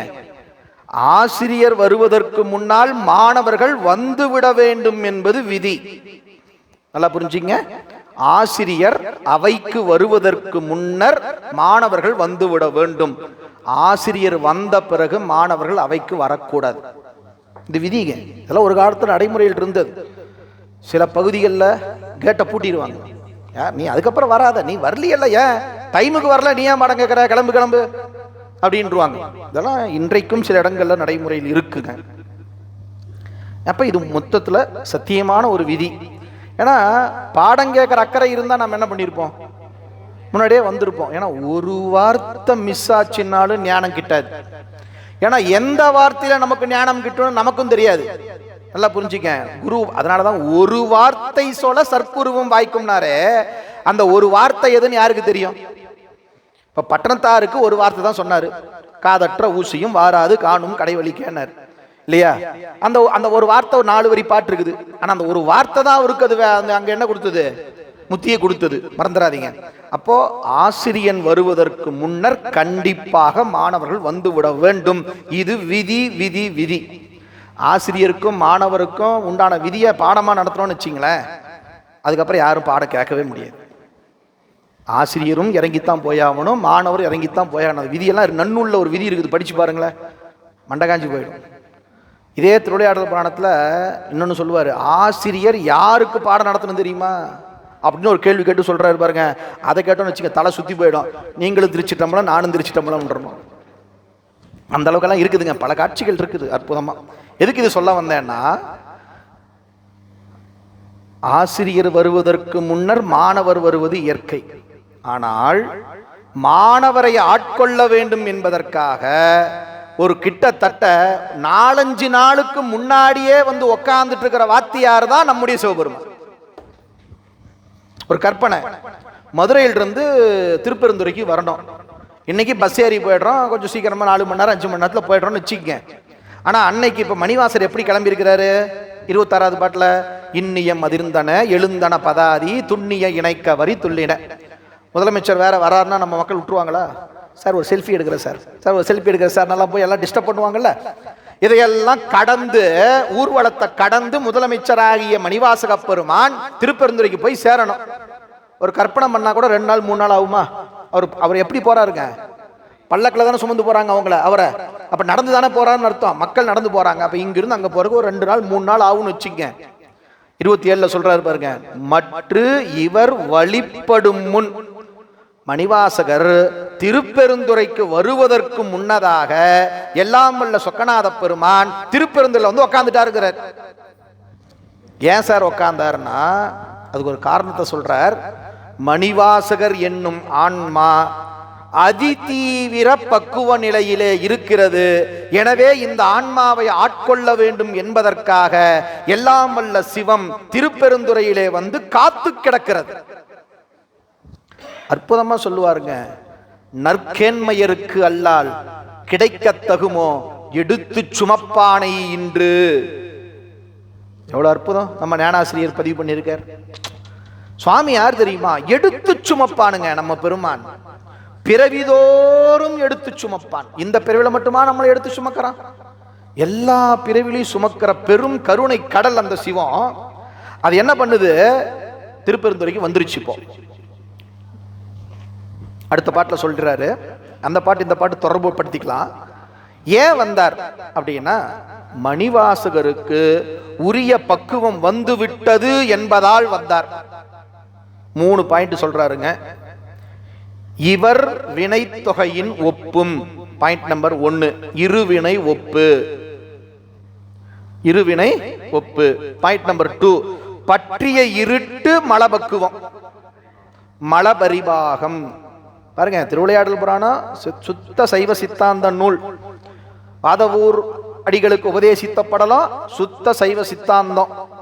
3வது பாயிண்ட் சொல்றாரு, பணிகொண்டு அருளா உண்ணி. பணிகண்டு அருள உண்ணி. பணி கொண்டு அருள உண்ணி இசிக்கோல்ட்டு சத்தி நிபாதம். ஒரு ஆன்மா உய்வு பெற வேண்டுமேயானால் அந்த உயிரினிடத்திலே இங்கே சொல்லப்பட்ட அந்த 3 படிநிலைகளும் படிநிலை பக்குவமும் எப்போது ஏற்படுகிறதோ அப்போது சிவம் வந்து நிற்கும். யாரும் சொல்ல வேண்டாம். முதல்ல என்ன நிகழணும் ஆன்மாவின் இடத்துல? இவர் வினை தொகையின் ஒப்பு. வினை தொகை, தொகைனா 2ன்னு அர்த்தம். அப்போ இருவினை ஒப்பு. நம்ம கிட்ட நல்வினையும் இருக்கு, தீவினையும் இருக்கு. நாம இன்பத்தினால் இன்பப்படுகிறோம், துன்பத்தால் துன்பப்படுகிறோம். இந்த 2 நம்ம கிட்ட இருக்கக்கூடாது. இன்பத்தால் இன்பப்படாமலும் துன்பத்தால் துன்பப்படாமலும் இரண்டையும் சரிசமமாக கருதுகின்ற பக்குவம் எப்போது நம்மிடத்திலே வருகிறதோ அப்போது நாம் முதல் படியில் காலடி எடுத்து வைக்கிறோம் என்று பொருள். இப்ப சொல்லுங்க, நம்மள எத்தனை பேருக்கு இருவினை ஒப்பு வந்திருக்கு? இப்போ நம்ம துறைக்கு வந்து ஒரு 20-30 வருஷம் ஆயிடுச்சுன்னு வச்சுக்க. ஓரளவுக்கு துன்பம் வந்தா திருவருள் சுவாமி சோதிக்கிறார் அப்படி இப்படி சொல்ல கூட நம்ம அப்படி கொஞ்சம் ஏதோ கொஞ்சம் துன்பப்பட்டாலும் படாத மாதிரி நடிக்கிறோம். ஆனா இன்பம் வந்தா கொண்டாடுறோமா இல்லையா? பர்த்டே கொண்டாடாம இருக்காம யாராச்சும்? பர்த்டேனால என்ன அர்த்தம்? நம்ம ஆயுஷ்ல 1 வருஷம் குறைஞ்சி போச்சுன்னு அர்த்தம். அப்ப என்ன பண்ணணும்? பர்த்டே கொண்டாடக்கூடாது. ஆனா என்ன பண்றோம்? அதுக்குதான் ஆங்கிலேயம் ஒரு ஐடியா பண்ணான்னு நினைக்கிறேன். மெழுகுவர்த்தி வச்சு உப்புன்னு ஊதுவான். உன் ஆயுஷ்ல 1 போயிடுச்சுலான்னு அர்த்தம். நாம் அதை தெரியாம ஒரு கேக்க வச்சு ஒரு மெழுகுவர்த்தி வச்சு ஊதிக்கிட்டு இருக்கிறோம் சந்தோஷமா. திருமூலர் சொல்றாரு, அடே பாவி, ஆயுஷ்ல 1 போயிடுச்சுடா உனக்கு, உஷாராவுடா உஷாராவுடாங்கிறாரு. அப்போ முதல்ல இன்பத்தால் இன்பப்படக்கூடாது, துன்பத்தால் துன்பப்படக்கூடாது. நம்மளால 2ம் முடியல. இன்பம் வந்தாலும் சந்தோஷப்படுறோம், துன்பம் வந்தாலும் துன்பப்படுறோம். சரி, அந்த பக்குவம் வரும் வரும் வந்தே தீரும். அது வந்தா ஒருவேளை அந்த இருவினை ஒப்பு நம்மிடத்திலே வருமேயானால் நம்மிடத்திலே, அதாவது உயிரினிடத்திலே ஒரு மாற்றம் நிகழும். அது என்ன என்று கேட்டால் பற்றிய இருட்டு மலபக்குவமாகும், அதாவது மலபரிபாகம் ஆகும். அது என்னங்க மலபரிபாகம் அப்படின்னு கேட்டா, ஆணவ மலத்தினுடைய ஆற்றல் குறைய துவங்கும். ஆணவ மலத்தினுடைய ஆற்றல் அடங்கி போகும், செயல்படாம நிற்கும். அதற்கு மல பரிபாகம் என்று பெயர். இன்னும் நுட்பமா சொல்றேன் கேளுங்க. மலபரிபாகம்னா என்னன்னு கேட்டீங்கன்னா, நம்முடைய ஜீவகரணம் எல்லாம் சிவகரணமாக மாற துவங்கும். அதுக்கு பேரு தான் மலபரிபாகம்னு பேர். அதனால தான் நீங்களும் அடியேனும் சடையா எனுமாள் சரணி எனுமாள்னு பாட்டு பாடினோம்னா செத்தவங்க உயிரோடு வருவாங்களா? ஒன்று கொலாம்னு பாட்டு பாடினா செத்தவங்க உயிரோடு வருவாங்களா? வரமாட்டாங்க. என்னங்க தேவாரம் பாடுறேன் செத்தவங்க வரல அப்படின்னா, நம்ம உடம்பு ஜீவகரணமா இருக்கு. ஜீவகரணத்திலே பாடினால் அது நிகழாது. ஞானாசிரியர்களுடைய உடம்பு சிவகரணம். திருக்கழிற்றுப்படியார்ல சொல்லுவார், நம்போல் கரணங்கள் அல்லாமை கான் அப்படிம்பார். அவங்க ஞானாசிரியர் உடம்பு சிவகரணமா மாறிடுச்சு. அவங்க தேவாரம் பாடினாங்க, அது அங்கே உண்மையாயிற்று, சத்தியமாயிற்று. உரைப்பார் உரை உகந்து உள்கவல்லார்தங்கள் உச்சியாய் கரைக்கால் முதலையை பிள்ளை தர சொல்லு காலனையே ஆர்டர் போட்டாரு. ஏன்னா இது சிவகரணம், அது அங்கே நடந்தது. அப்ப நல்லா பாருங்க, மலபரிபாகம் ஏற்பட்டு விட்டால் ஜீவகரணம் சிவகரணமா மாறிடும். அப்புறம் என்ன வேலை? அடுத்த செகண்டே சுவாமி என்ன பண்ணுவாருங்க? சத்தி நிபாதம் நிகழும். இருவினை ஒப்போம் மலபரிபாகமோ நம்மிடத்தில் வந்து விடுமேயானால் அடுத்த நொடிப்பொழுது சத்தி நிபாதம் நிகழும். சத்தி நிபாதம்னா என்னன்னா, இப்ப நான் ஒரு பெரிய வைரஸ் கல்லு, அந்த ஒரு கல்லு மாதிரி இருக்கு, அதுல நிறைய பூச்சிகள் இருக்கு, வைரஸ், இப்படி தூக்கி உங்க மேல வீசுறேன். என்ன பண்ணுவீங்க? வைரஸ்ன்னு சொல்லிட்டேன், விழுந்து எல்லாம் ஓடிடுவீங்களா இல்லையா? இந்த வைரஸ் மட்டும் நம்ம மேல பட்டுச்சுன்னா நம்ம என்ன ஆயிடுவோம்? அவ்வளவுதான், ஆல் அவுட். இதை சொல்லிட்டே நான் வீசுறேன், இதை வீசுனா அவுட்டு, வீச போறேன் அடி சொல்றேன், வீச போறேன்னு சொன்ன போதே எல்லாம் எழுந்து ஓடிடுவீங்க. இதுக்கு பேர் தாங்க சத்தி நிபாதம். ஒரு சபையிலே ஒரு கல் விழுமேயானால் அங்கிருக்கின்ற எல்லாரும் எழுந்து ஓடி விடுவது போல சத்தி நிபாதம் நிகழுமேயானால் உயிராகி நம்மிடத்திலே இருக்கின்ற பந்தபாசங்கள் எல்லாம் நம்மை விட்டு ஓடி போயிடும்.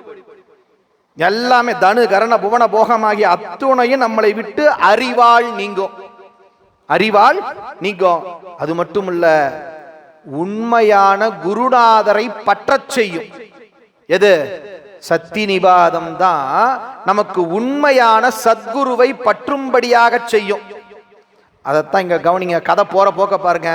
இனிமே தான் இவர் குருநாதரை பிடிக்க போறாரு. புரியுதுங்களா? இந்த இருவினை ஒப்பு மலபரிபாகம் சத்தி நிபாதம் நிகழ்ந்த பிறகுதான் அவருக்கு குருநாதர் கிடைக்க போகிறார். திருவருட்பயன் படிச்ச எல்லாத்துக்கும் தெரியும். ஒவ்வொரு அதிகாரமா சொல்லிட்டே வருவாரு. அருள் உரு நிலை, அருளது நிலை அப்படின்லாம் படிச்சிருப்போம். அருளது நிலைனா திருவருள், அருள் உரு நிலைனா குருவருள். ரெண்டு வேறு வேறு அல்ல. திருவருளும் குருவருளும் ஒண்ணுதான். நல்லா புரிஞ்சுங்க. நாம உபச்சாரமா என்ன பண்றோம்?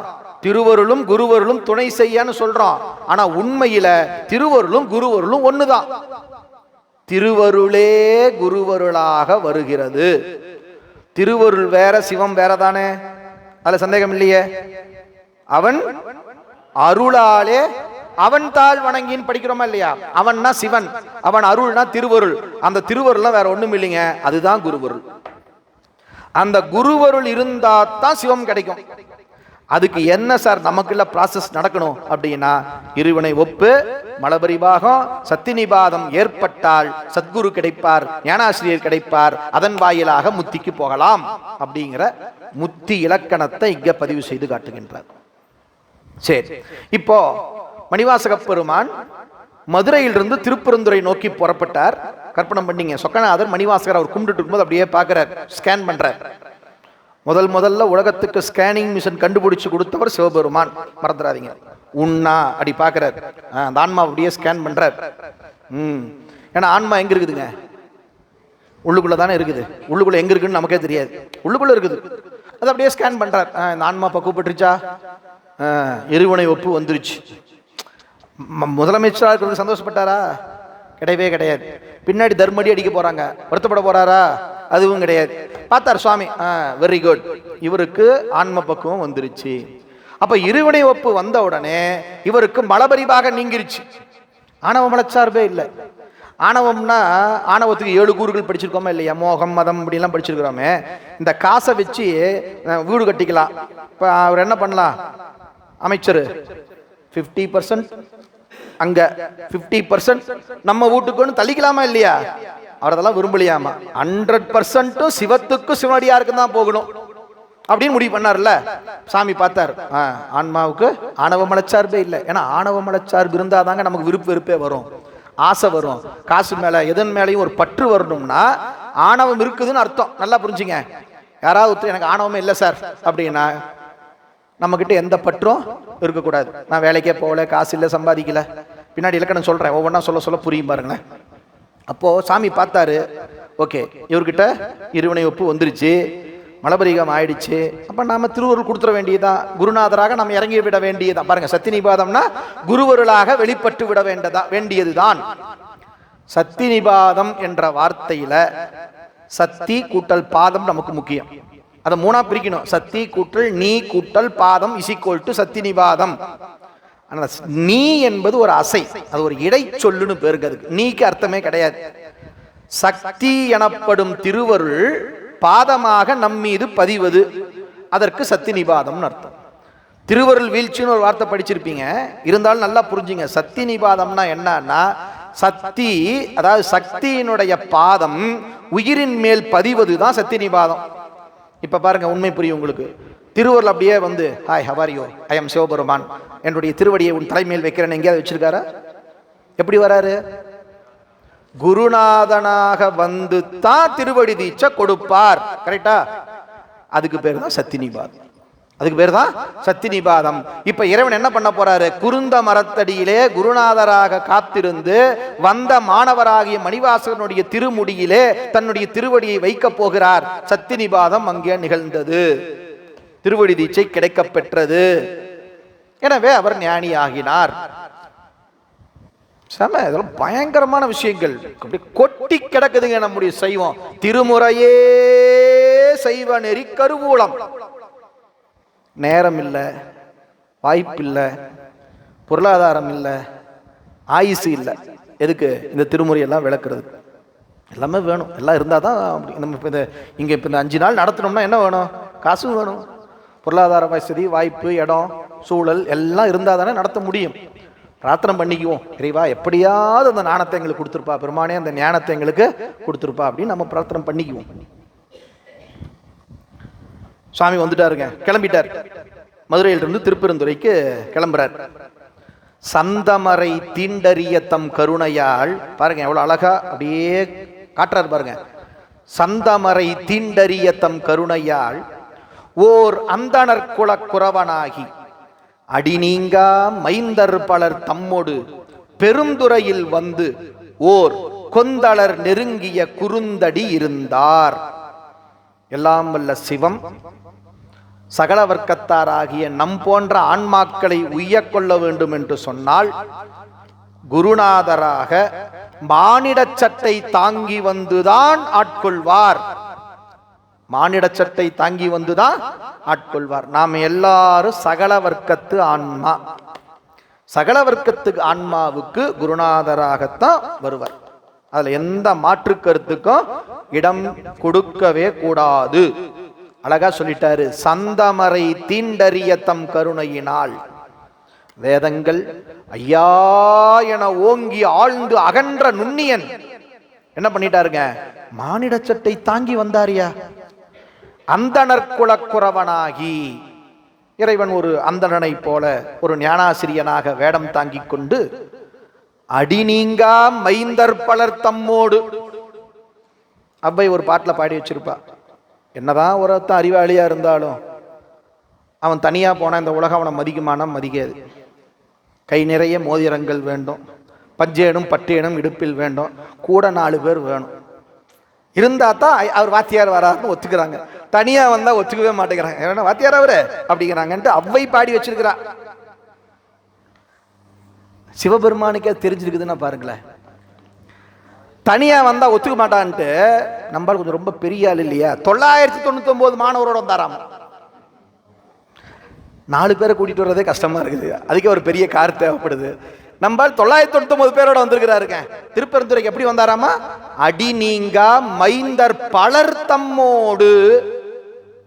அடி நீங்கா இதுல இலக்கணம்லாம் இருக்குதுங்க, சுவையா நகைச்சுவையா மட்டும் எடுத்துறாதீங்க. மாணவர்னா எப்படி இருக்கணும் தெரியுமா? குருநாதரை விட்டு பிரியவே கூடாது. அவங்க தான் நல்ல மாணவர்கள்னு ஒரு குறிப்பு கொடுக்கிறார். முன்பின்னாகி முனியாத திசை இதில் சொல்லுவார, நெக்கு நெக்கு உருகி மணிவாசகரே தான் பதிவு பண்றாருங்க. ஒரு மாணவர் எப்படி இருக்கணும் இலக்கணம் கொடுக்குறாருங்க. குருநாதருக்கு முன்பின்னாகிம்பர். ஆசிரியன் வருவதற்கு முன்னால் மாணவன் அங்கே வந்துடணும். ஆசிரியர் வந்த பின்னாடி நானே பெரிய ஆள் முன்னாடி நிற்கக்கூடாது, பின்னாடி போயிடணும். ஆசிரியருக்கு வயசான காலத்தில் கூட இருந்து கை கொடுத்து கூட்டிட்டு வரணும். அப்பா ஆசிரியர் வயசாயிடுச்சு, அந்த இடத்துக்கு நான் வந்துட்டேன்னு நினைக்க கூடாது. நிறைய விஷயம் இருக்குது, அது தனியாக ஒரு நாள் சொல்றேன். ஆக அந்த மாதிரி இங்க சொல்றாருங்க. சிவபெருமான் எப்படி சார் வந்தார் அப்படின்னா, அடி நீங்கா மைந்தர் பலர் தம்மோடு. திருப்பெருந்துறைக்கு சிவம் எப்படி வந்தது என்று கேட்டால் 999 மாணவர்களோடு வந்தார். அதில் 1000வது மாணவராக நம்முடைய மணிவாசகர் சென்று சேர்ந்தார் என்பது வரலாறு. நல்லா பாருங்க, இதுல ஒரு அற்புதம் இருக்கு. அந்த 999 பேர் யாரு? சிவகணங்களே. கைலாயத்தில் இருந்த 999 பேர் சுவாமி பூமிக்கு கூட்டிட்டு வராராமா மாணவரா. ஏன் அப்படின்னா, நம்மளுடைய தகுதியை, நம்ம இந்த பிறவியோட பெருமையை புரிஞ்சுக்க, அந்த மனித சட்டை மானிட சட்டை எவ்வளவு அரிதுன்றது தெரிஞ்சுக்க. இந்த பூமி புவனியில் போய் பீர வாமையின் நாள் நாம் போக்குகின்றோம் அவமே. இந்த பூமி சிவனுய கொள்கின்ற ஆரென்று நோக்கி திருப்பெருந்தூரை ஊரைவாய் திருமாலாம் அவன் ஆசை படவும். திருப்பலி எழுச்சி. மலரவன் ஆசை படவும் நின்னாளர்ந்தமே கருணையும் நீயும் அவனியில் பூகுந்தெம்மை ஆட்கொள்ள வல்லாய் ஆரமுதே பள்ளி எழுந்தருளாயே. எவ்வளோ பெரிய சித்தாந்த பாட்டது. இந்த பூமி மட்டும்தான் ஆன்மா முத்திக்கு செல்லுகின்ற இடம். நீங்க வேற எந்த உலகத்துல கைலாயத்தில் இருந்தா கூட கஷ்டம். கஷ்டம், அந்த வார்த்தையை மட்டும் கவனிச்சிங்க. சாலோக சாரூப சாமீப சாயுச்சியத்துல ஏனைய 3 பதங்களை நாம் பெற்று கைலாயத்திலேயே வசித்தாலும் கூட சாயுச்சியம் தர வேண்டும் என்று இறைவன் விரும்பினால் கோடியில் ஒரு ஆன்மாவுக்கு மட்டும்தான் அந்த கைலாயத்திலிருந்து அப்படியே முத்தி கொடுப்பான், சாயுச்சியம் கொடுப்பான். மற்ற எல்லாத்தையும் மீண்டும் பூமியில தூக்கி போட்டு கொஞ்ச காலம் வச்சு அங்கே பக்குவத்தை ஏற்படுத்தி அதுக்கப்புறம் தான் உண்மை முத்தியாகி சாயுச்சியத்தை கொடுப்பான். இப்ப கூட வந்த 999 பேரு கைலாயத்தில் வகிப்பவர்கள். அவங்க எல்லா பக்குவமும் ஓகே, அவங்களுக்கு சாயுச்சியம் கொடுக்கணும், அவங்களுக்கு சாயுச்சியம் கொடுக்கணும். சாமி அங்கிருந்த கொடுத்துக்கலாம்ல, இன்னும் கொஞ்சம் பாக்கி இருக்குது, பூமிக்கு வா அப்படின்னு அந்த 999 பேரை பூமிக்கு கூட்டிட்டு வந்து 4 நாள் வாத்தியாரா இருந்து பாடம் நடத்தி மணிவாசகரை காட்டி, அதாவது இப்ப நம்மள எப்படின்னு கேட்டீங்கன்னா, நம்ம எல்லாரும் இப்ப கிளம்பி கைலாயத்துக்கு வண்டி, ஒரே வண்டி ஒட்டுக்கா வந்துருச்சு, கைலாயத்துக்கு ஏறுறோம், என்ன மட்டும் நில்றான்ட்டு போயிட்டாரு சாமி. உங்க எல்லாத்தையும் கூப்பிட்டுக்கிட்டு என் மனசு என்ன பாடுபடும். அதாங்க நடக்க போகுது. அந்த டிராமா பண்றதுக்கு தான் இப்ப இறைவன் பண்ண போறாரு. அப்ப 999 பேரை கூட்டிட்டு வந்து அத்தனை பேருக்கு முத்தி கொடுக்க போறாரு. மணிவாசகரை மட்டும் நில் அப்படின்னு சொல்ல போறாரு. அவர் இது எதுக்குன்னா ஏக்கம். சாமி 999 பேரை கூட்டிட்டு போனியாடாப்பா பாவி, அடே நான் ஒருத்தன் தான் இழிச்சுவான், என்னடா என்ன மட்டும் ஏன்டா விட்டுட்டு போனேன்னு கேட்டாரு பாருங்க. அதுதான் திருவாசகம். அதுதான் திருவாசகம். நிறைய பேர் என்ன சொல்றாங்க, திருவாசகம்னா என்ன அப்படின்னு கேட்டோம்னா, பொதுவா அதுவும் உண்மை இதுவும் உண்மைதான். திருவாசகம்னா என்னன்னா, இறைவனை பிரிந்த பிரிவாற்றாமை. இறைவனை பிரிந்த பிரிவாற்றாமை கிடையாதுங்க, குருநாதரை பிரிந்த பிரிவாற்றாமை தான் திருவாசகம். ஏன்னா மணிவாசகர் எவ்வளவு பெரிய சைவ சித்தாந்தி, அவருக்கு தெரியாதா? அவர் பதிவு பண்ணிருக்கிறாரே, இமைப்பொழுதும் என் நெஞ்சில் நீங்காதான் தாழ் வாழ்கன்னு சொல்லிட்டாரா இல்லையா? அப்போ சிவமும் ஆன்மாவாகிய மணிக்க வாசகரும் பிரிகிறதே இல்லையே. அப்புறம் என்ன சார் பிரிவாற்றாமை என்றால், மானிட சட்டை தாங்கி வந்து என் கண்முன்னே இருந்து எனக்கு உபதேசம் செய்து என்னை அரவணைத்த அந்த திருக்கோலம் இருக்கிறதே, அந்த திருக்கோலம் அந்த வடிவம், அந்த குருநாதர் என்னை பிரிந்து விட்டாரே என்ற ஏக்கம்தான் திருவாசகம். அதான் திருவாசகம். அவ்வளவு அற்புதமான அந்த ஞான நூல். அது இங்க அந்த அனுபவத்துல காட்ட போறார் நமக்கு பரஞ்சோதியார். அப்ப சாமி வந்தாருங்க. 999 மாணவர்களை கூப்பிட்டுக்கிட்டு திருப்பெருந்துறையில வந்து ஓர் குருந்த மரத்தடியில நம்முடைய மணிவாசக பெருமான், நம்முடைய இறைவன் அங்கே அமர்ந்திருக்கிறார். மணிவாசகர் மதுரையில் இருக்கிறார். எல்லாம் வல்ல சிவம் திருப்பெருந்துறைக்கு வந்துருச்சு. எவ்வளவு பெரிய கருணை பாருங்க. மாணவனை ஆட்கொள்ள வேண்டும் என்பதற்காக ஞானாசிரியனாகிய அந்த சிவம் 3 நாளைக்கு 4 நாளைக்கு முன்னாடியே வந்து உக்காந்துட்டு இருக்குது. செய்வன திருந்த செய் டிராமா ஆட போறாரு. அவரு அந்த ஊர்ல 4 நாள் வாத்தியார் பாடம் நடத்திட்டு இருக்கிறாருங்க. நமக்கு தெரியணும்ல, அதனாலதான் இது 4 நாள் வந்திருக்கிறோம். அது மாதிரி அங்க சாமி நடத்திட்டு இருக்கிறாரு. சரி, இப்ப நம்ம மணிவாசகர் வராருங்க. மதுரையில இருந்து கிளம்பி வராரு. எப்படி காட்டுறாரு பாருங்களேன் கதைய. பெரும் கடல் அணிகமோடு போய் புறவடுத்த இருங்கடல் அளப்பில கடந்து எழுபிறப்பாம் கருங்கடல் கடக்க வருவார். கருணை வெல்ல பெருங்கடல் நிறைந்து உரை பெருந்துறை அடைந்தார். மணிவாசக பெருமான் அப்படியே அங்கிருந்து புறப்பட்டு நேரா இந்த திருப்பெருந்துறைக்கு வருகிறார். வந்து கொண்டே இருக்கிறார், அப்படி அர்த்தம். திருப்பெருந்துறைக்கு பக்கமாக நம்முடைய மணிவாசக பெருமான் வருகிறார். எப்படி வருகிறார் அப்படின்னு கேட்டா, பெருங்கடல் அணிகமோடு ஏராளமான காவலாளிகளை எல்லாம் கூப்பிட்டுட்டு நிறைய செல்வம் கொண்டு வர்றார் இல்லையா, கோடிக்கணக்கான பணம் ஒட்டகம் மேலே ஏற்றிருக்கிறார். அப்போ அதுக்கு ஒரு பாதுகாப்பு வேணும். எல்லா காலத்திலையும் நன்மையும் தீமையும் உண்டு. திருடம் இப்போதான் உண்டானா எப்பவும் உண்டு. அதனால எதுக்கிட்டா வம்புன்னு நிறைய பேரை கூப்பிட்டுக்கிட்டு பெரும் படையோட நம்முடைய மணிவாசக பெருமான் திருப்பெருந்துறை நோக்கி வரார். மேலோட்டமா பார்த்தா அவர் கடல் கடந்து வருகின்ற குதிரையை வாங்குவதற்காக வருகிறார் என்பது மேலோட்டமான செய்தி.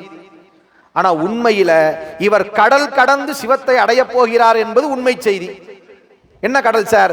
பிறவி என்னும் பெருங்கடல் கடந்து அவர் சிவத்தை அடைய போகிறார்.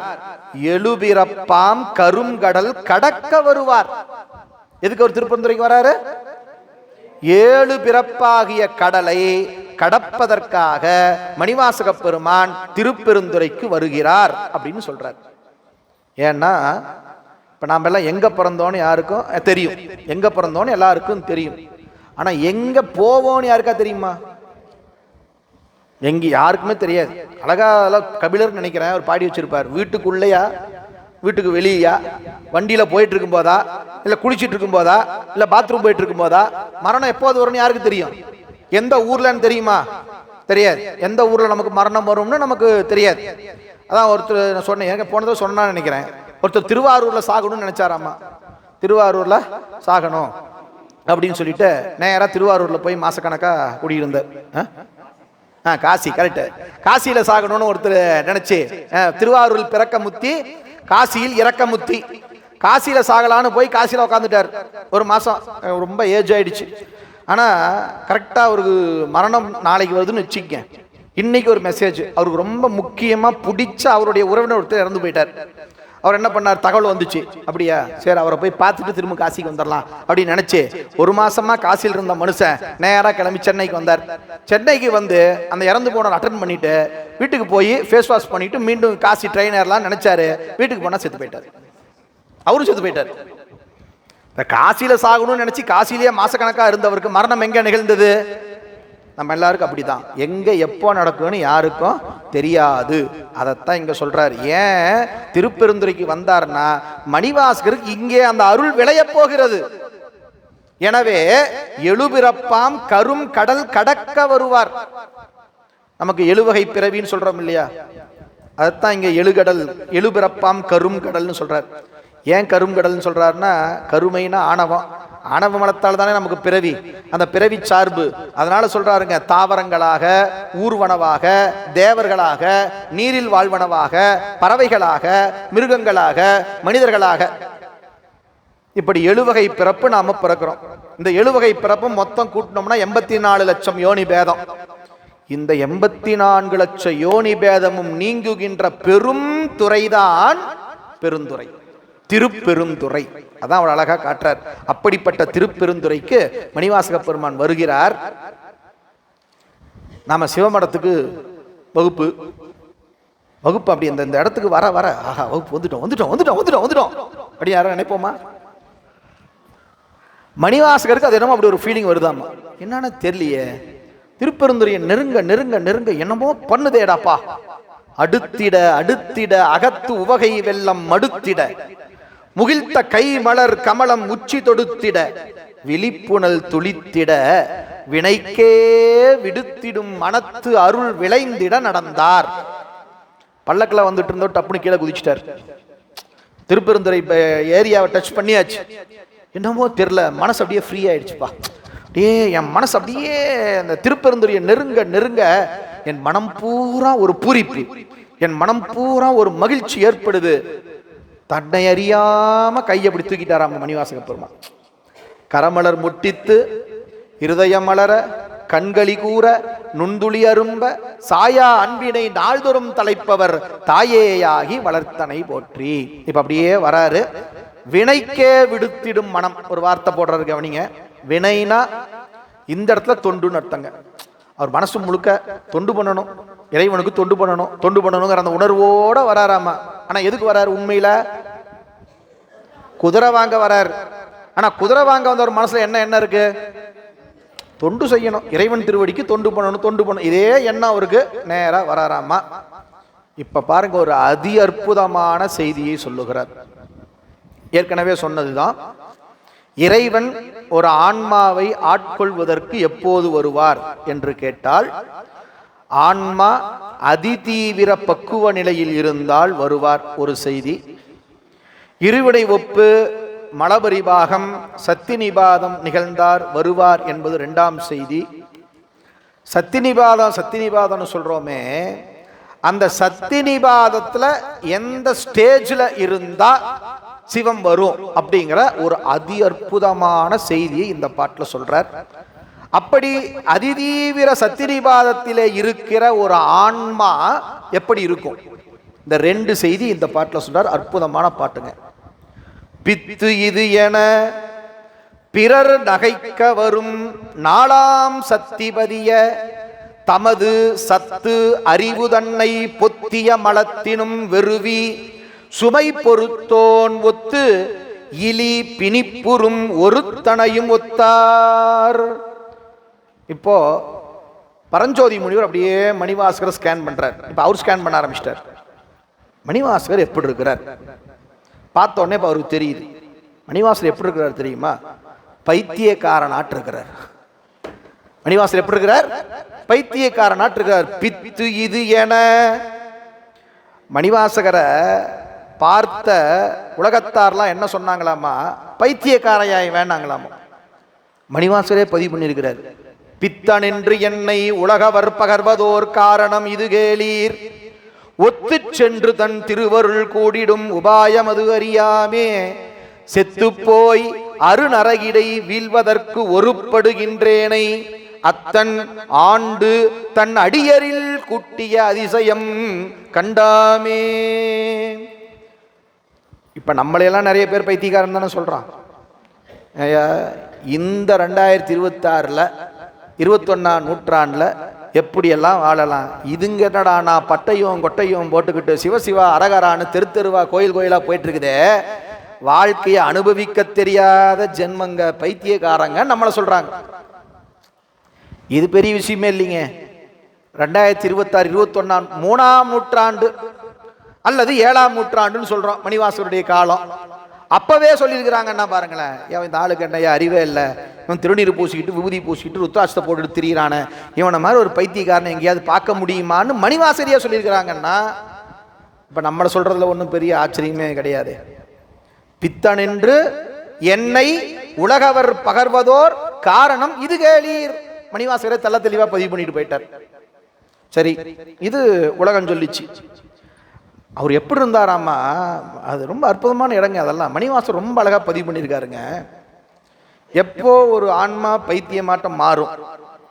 தப்பாமே தாம் பிடித்தது சலியா தளலது கண்ட மெழுகது போல தொழுது உளம் உருகி அழுது உடல் கம்பித்து ஆடியும் அலறியும் பாடியும் பரவியும் கொடிரும் பேதையும் கொண்டது விடாது எனும் இப்போ நம்ம ரோட்டில் போயிட்டே இருக்கிறோம், திடீர்னு நாங்கள் ஒரு சிவபெருமான் பாருங்க இந்த மாதிரி ஒரு படம் அப்படியே பார்த்தோன்னா ஆனந்தமாக நடராஜ பெருமானை பார்த்தோன்னே ஆஹா நடராஜ பெருமான் ஆடுறாரு, நாம ஆடக்கூடாது ஆடணும்னு வச்சுங்க.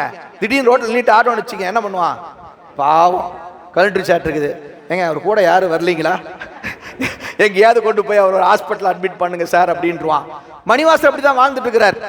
எப்படி கொடிரும் பேதையும் கொண்டது விடாது எனும் படியேயாகி நல்லிடையரா அன்பில் பசுமரத்தாணி அறைந்தார் போல கசிவது பெருகி கடல் என மருகி அகம் குலைந்து அனுகுலமாய் மெய் விதிர்த்து சகம் பேய் என்று தம்மை சிரிப்ப.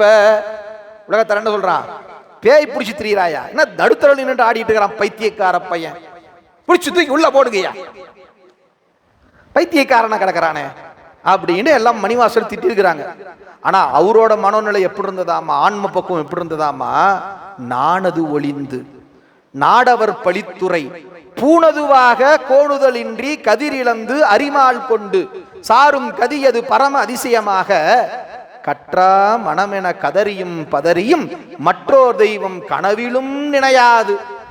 பார்த்தா பைத்தியக்காரன், ஆனா ஊருக்கு வைத்தியம் சொல்லுவேன். மணிவாசகருங்க பார்த்தா பைத்தியக்காரன், ஊருக்கே வைத்தியம் சொல்லுவானாட்டாப்பா, நல்லா தெரிஞ்சிக்கோ. மற்றோர் தெய்வம் கனவிலும் நினையாது அருபரத்தொருவன் அவனியில் வந்து குருபரனாகி அருளிய பெருமையை சிறுமை என்று இகழாதே. இப்பதான் சொல்ற பாருங்க முக்கியமான விஷயம். குருநாதரை எப்படி பற்ற வேண்டும் தெரியுமா?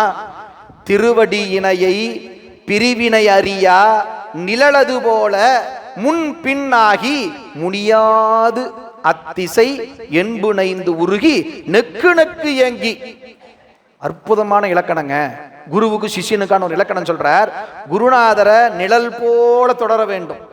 ஒரு மாணவன் குருநாதரை நிழல் போல தொடர வேண்டும். நிழல் போல தொடர்ந்தா மட்டும் போதாதுப்பா, முன் பின் ஆகி முடியாது. ரொம்ப கஷ்டம். அப்பவே சொன்னா இல்லையா, ஆசிரியர் வருவதற்கு முன்னாடி போய் ஆசிரியருக்கு தேவையான ஏற்பாட்டை செய்ய வேண்டும். முன் ஆசிரியர் வந்த உடனே போய் பின்னாடி நின்றுக்கணும். பின் அப்புறம் என்ன பண்ணாரு? இடையாகி. அப்போ கூடவே ஒரு வயதான காலத்து முன் பின் ஆகி. ஆகின்னா கூட இருந்து உடன் இருந்துன்னு அர்த்தங்க. ஆசிரியருக்கு வயசாகும். ஆசிரியருக்கு வயசானே கொஞ்சம் நடக்க கூட முடியாது. நீங்க சில இடத்துல கவனிச்சு பாருங்க. அப்படியே மாணவர் தோல் கொடுத்து தூக்கிட்டு வந்து அப்படியே உட்கார வைப்பார், ஆசிரியர் பேசுவார். அது வரைக்கும் கூட இருக்கணும்னு அர்த்தம். அது மட்டும் இல்ல, முக்கியமா சொன்னார் முனியாது. ஆசிரியர் ஒன்று சொன்னா கோவப்படக்கூடாது. ஆசிரியர் சொன்னா கோவப்படக்கூடாது. வேற வேலையே இல்லை, எப்போ பார்த்தாலும் அட்வைஸ் பண்ணிக்கிட்டே இருக்கிறார் அப்படின்னு கோவப்பட்டோம்னா போச்சு, குருவர்கள் கிட்டாதுங்கிறார். முன்பின்னாகி முனியாது அத்திசை எண்புனைந்து உருகி நெக்கு நெக்கு ஏங்கி அன்பெடுமாறு கரையது புரள நண்புலன் ஒன்றி நாத என்று அரற்றி உரை தடுமாறி ரோமம் சிலிர்ப்ப கரமலர் முட்டித்து இருதயம் மலர கண்களி கூற நுண்துளி அரும்ப. கவனிங்க, சாயா அன்பினை நாள்தோறும் தலைப்பவர் தாயே ஆகி. எல்லாருக்கும் சிவம் தாயாகாது. யாருக்கு சிவம் தாயாகும் என்று கேட்டால் சாயா அன்பினை நாள்தோறும் தலைப்பவர் தாயே ஆகி வளர்த்தனை போற்றி. இப்ப மணிவாசகர் இந்த படிநிலையில் இருக்கிறார். இந்த படிநிலைக்கு 4ஆம் சத்தி நிபாதம் என்று பெயர். இந்த படிநிலைக்கு என்ன பேருங்க? கொஞ்ச நேரத்துக்கு முன்னாடி சத்தி நிபாதத்தை பத்தி சொன்னேன். இப்போ சொன்ன இலக்கணத்துக்கு பேரு 4ஆம் சத்தி நிபாதம் என்று பெயர். அதாவது பார்த்தா பைத்தியக்காரனாட்டு இருப்பார். பைத்தியக்காரனுக்கு ஒரு இலக்கணம் சொல்றாரு பட்டணத்தார். பேய் போல் திரிந்து பிணம் போல் கிடந்து இட்ட பிச்சையெல்லாம் நாய் போல் அருந்தி நரிபோல் உழன்று நன் மங்கையரை தாய்போல் கருதி தமர்போல் அனைவருக்கும் தாழ்மை சொல்லி சேய்போல் இருப்பர் கண்டீர் உண்மை ஞானம் தெளிந்தவரே. இவங்க தாங்க ஞானியருங்கிறாங்க. ஞானியர்கள்னா எப்படி இருக்கணும்? பேய் போல இருக்கணும். பேய்க்குன்னு ஒரு தன்னிச்சை கிடையாது. அது கிடக்கிறது பேய் மாதிரி, என்ன பண்றோன்னே தெரியாம கிடக்கிறது.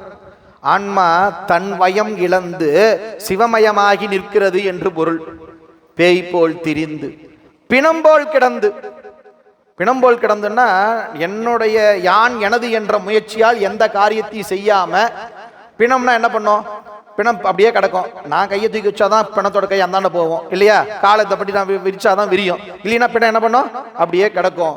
ஞானாசிரியன் என்ன செய்யறானோ அதுதான், எனக்குன்னு எந்த இச்சையும் கிடையாதுன்னு கிடக்கணும். அதுக்கு பேர் தான் ஞானியர்னு பேரு.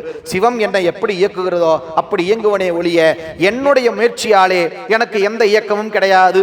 பிணம்போல் கிடந்து நாய் போல் அருந்தி, சாப்பாடை நல்லா அள்ளி சாப்பிட்டோன்னு வச்சுங்க, நம்ம ஞானி கிடையாது. நான் என்ன பண்ணோம், கடல்லையே கொண்டு போய் விட்டாலும் நக்கி தான் குடிக்கும். அப்படிங்கிற மாதிரி அப்படி கொஞ்சமா நாய் போல் அருந்தி நரிபோல் உழன்று, எங்க போறோம் எங்க வரோம் கணக்கே கிடையாது, அது பாட்டு கடந்து நன் மங்கையரை தாய் போல் கருதி, யாரை பார்த்தாலும் தாயா தெரியணும், சிவமா தெரியணும், தாய் போல் கருதி தமர் போல் அனைவருக்கும் தாழ்மை சொல்லி, எல்லாரும் நம்பப்பா, எல்லாரும் நம் அன்பர்கள், எல்லாரும் நம் அன்பர்கள், நன்மையை சொல்லி, நன்மையே சொல்ல வேண்டியது சொல்லி சொல்லி சொல்லி சேய்போல் இருப்பர் கண்டீர் உண்மை ஞானம் தெளிந்தவரையினர். குழந்தை மாதிரி இருப்பாங்களாமா ஞானியர்கள், குழந்தை மாதிரி இருப்பாங்களாமா. அதைத்தான் இங்க சொல்றாரு. பித்து இது என 31வது பாட்டு, அற்புதமான பாட்டு. பித்து இது என பிறர் நகைக்க வரும் பித்து, வார்த்தையை கொண்டு கூட்டணும். பார்க்கிறவன்லாம் சிரிக்கிறான், மணிவாசல் ஒரு பைத்தியக்காரன்னு சொல்லி சிரிக்கிறான். ஆனா அங்க என்ன நிகழ்ந்ததுன்னு கேட்டா, நாலாம் சக்தி பதிய, அது என்ன சார் நாலாம் சக்தி அப்படின்னு கேட்டா, சக்தி நிபாதத்துக்கு வர்றதே எவ்வளவு கஷ்டம்னு சொல்றானா இல்லையா? என்ன புரிஞ்சுக்கிட்டீங்க சொல்லுங்க? சக்தி நிபாதம்னு எப்படி வரும், எப்ப வரும்? இருவினை ஒப்பு வந்த பிறகு, மலபரிபாகம் நிகழ்ந்த பிறகு தானே சக்தி நிபாதம் வரணும். இருவினைப்பு வர்றதுக்கு பல பிறவியாகும். இருவினை ஒப்பு வந்த பின்னாடி மலபரிபாகம் வரணும் இல்லையா? ஆனா சைமல்டேனியஸா நடக்கும். இருந்தாலும் இதெல்லாம் நடக்கிறதுக்கு பல காலம் ஆகும். அப்படியே ஒருவேளை சத்தினிபாதம் வந்துட்டா கூட அதுல 4 ஸ்டேஜ் கடக்கணுங்க. நம்ம அப்பாடா சத்தினிபாதம் வந்துருச்சுன்னு யாராவது நினைச்சா ஏமாந்துருவோம். அந்த சத்தினிபாதத்துல 4 படிநிலை இருக்கு. மந்ததரம், மந்தம், தீவிரம், தீவிரதரம் என்று சொல்லி அந்த சத்தினிபாதத்துல 4 படிநிலை. சிவம் என்ற நெருப்பை தொட்ட உடனே நாம உய்வு பெறணும். ஆனா நல்லா பாருங்க, ரொம்ப நுட்பம். சத்தினிபாதம்னாலே அதிதீவிர உயர்ந்த நிலைன்னு படிச்சுட்டோமா, அதுல கூட மந்ததர சத்தினிபாதம் நம்ம இடத்துல இருக்குமேயானால் நாம எப்படி இருப்போமாமா, சிவமாகிய நெருப்புக்கு பக்கத்துல ஒரு வாழை மட்டை மாதிரி நிப்போமாமா. வாழை மட்டை நெருப்புல வச்சா எரியுமா? நாம அப்படிதான் வாழை மட்டைங்கிறது. எப்போ சத்தினிபாதம் வந்த பிறகு வாழை மட்டையா கிடக்குறோம். சரி, கொஞ்ச காலம் என்ன கொஞ்சம் பக்குவம் வந்துருச்சு. மந்ததரத்துக்கு அப்புறம் மந்தம், கொஞ்சம் ஆன்மா முன்னேறுது. அப்ப எப்படி இருக்குமாமா, கரியாட்டு இருக்குமாமா. இந்த அடுப்பு கரியில நெருப்பை பத்த வச்சோம்னா எப்படி, இப்படி பத்த வச்சு உஃபு உஃபு உஃப்னு ஊதுவோம் இல்லையா? சீமனையை ஊற்றி எதையோ ஊற்றி அதை கொஞ்சம் எப்படியாவது நெருப்பாக்கணும் அப்படின்னு முயற்சி பண்ணுவோம். இப்ப கிட்டத்தட்ட அந்த நிலைக்கு ஆன்மா வருதாமா. அதுக்கப்புறம் ஒரு ஸ்டேஜ் தீவிரங்கிறாரு. தீவிரம்னாலே விறகுதாங்கிறாரு. தீவிரம்னா விறகு, விறகை பத்த வச்சு கொஞ்ச நேரம் அப்படியே முயற்சி பண்ணோம்னா அப்படியே எரிஞ்சு அது சாம்பல் ஆகுதுங்கிறார். ஆனா எப்ப சார் சிவம் வரும், எப்ப சார் ஞானாசிரியன் வருவார் அப்படி கேட்டா, 4ஆம் சக்தி பதிய, 4ஆம் சக்தி நிபாதம் ஆன்மாவுக்குள் ஏற்படாது. எப்படின்னு கேட்டா, கற்பூரம். நெருப்பு வச்சோடனே என்ன ஆகும், எரிஞ்சிடும், அப்படியே பத்திட்டோம். கொஞ்சம் ஒரு ஃபிராக்ஷன் ஆஃப் செகண்ட், ஒரு நிமிஷத்துல ஒண்ணுமே இல்லாம போயிடும். நல்லா புரிந்து கொள்ளுங்க. கோயில்கள்ல கற்பூரம் ஏத்துறதுன்னா நாம என்ன பண்றோம்னு நினைச்சுக்கிறோம், என்னமோ கற்பூரம் ஏத்துறோம் அப்படின்னு நினைச்சுக்கிறோம். கற்பூரம் ஏத்துறது ஒரு தத்துவம். கற்பூரத்தை ஏற்றினால் அது எப்படி கொஞ்ச நேரத்துல ஒண்ணும் இல்லாமல் கரைந்து போகிறதோ, அதுபோல ஆன்மா ஒன்றுமில்லாமல் யான் எனது என்ற செருக்கில்லாமல் கரைந்து போகுமேயானால் அது சிவத்தை பற்றும் என்ற தத்துவத்தை சொல்றதுதான் கோயில்கள்ல கற்பூரம் ஏத்துறது. ஆனா நாம் என்ன பண்றோம், சாமி மேலேயே கற்பூரத்தை ஏற்றிடுறோம். பல கோயில்ல போய் பாருங்க, சில மேலேயே வச்சு பத்த வச்சு வச்சுருவா. அடே அடப்பாவி, அதுக்கும் உயிர் உண்டா, அதையாண்டா துன்புறுத்துற. இப்ப நம்ம மேல கற்பூரத்தை ஏற்றினா ஒத்துவோமா? அதனால கற்பூரம் ஏற்றுறதுங்கிறது ஏதோ ஒரு சடங்கு நினைச்சிடாதீங்க. அதுல ஒரு தத்துவம் ஒளிஞ்சிருக்குது. ஆன்மா ஒன்றுமில்லாமல் சிவத்தோடு ஐக்கியமாக வேண்டும் என்பதுதான் அது இருக்கிற தத்துவம். அதுதான் தீவிரதரம்ங்கிறார். பாருங்க எவ்வளவு நம்ம முன்னோர்கள் எவ்வளவு பெரிய ஞானிகள் பாருங்க. ஏன் கோயில்ல கற்பூரம் ஏற்ற சொன்னாங்க? என்னதான் தீபம் காட்டினாலும் கடைசியில் என்ன பண்ணுவாங்க, ஒரு கற்பூரம் ஏத்துவாங்க. என்ன காரணம், 4ஆம் சக்தி நிபாதம் வந்தா தாப்பா நீ சிவத்துக்கிட்ட போக முடியுங்கிற ஒரு தத்துவத்தை சும்மா அப்படி போற போக்குல கோயில் வழிபாட்டுல வச்சுட்டு போயிட்டாங்க. அப்போ இப்போ மணிவாசகர் எங்க சார் நிக்கிறார் அப்படின்னு கேட்டீங்கன்னா 4ஆம் சத்திநிபாதத்துல நிக்கிறார்.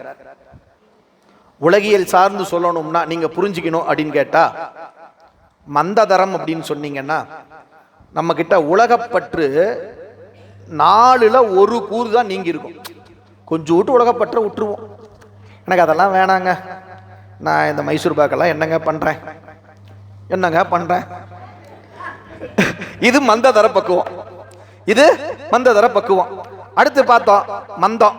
நம்ம நம்முடைய உலகப்பற்று 4 பங்குல 2 பங்கு போயிடும். மைசூர் பாக்க பாதி பிச்சுட்டு பாதி வச்சிருவோம் போதும் அப்படின்னு. இது உலகப்பட்டுல 2ஆம் ஸ்டேஜ். அடுத்து 3ஆவது ஸ்டேஜ் இருக்குது. உலகப்பற்று 3 பங்கு நம்மள நீங்கிடும்.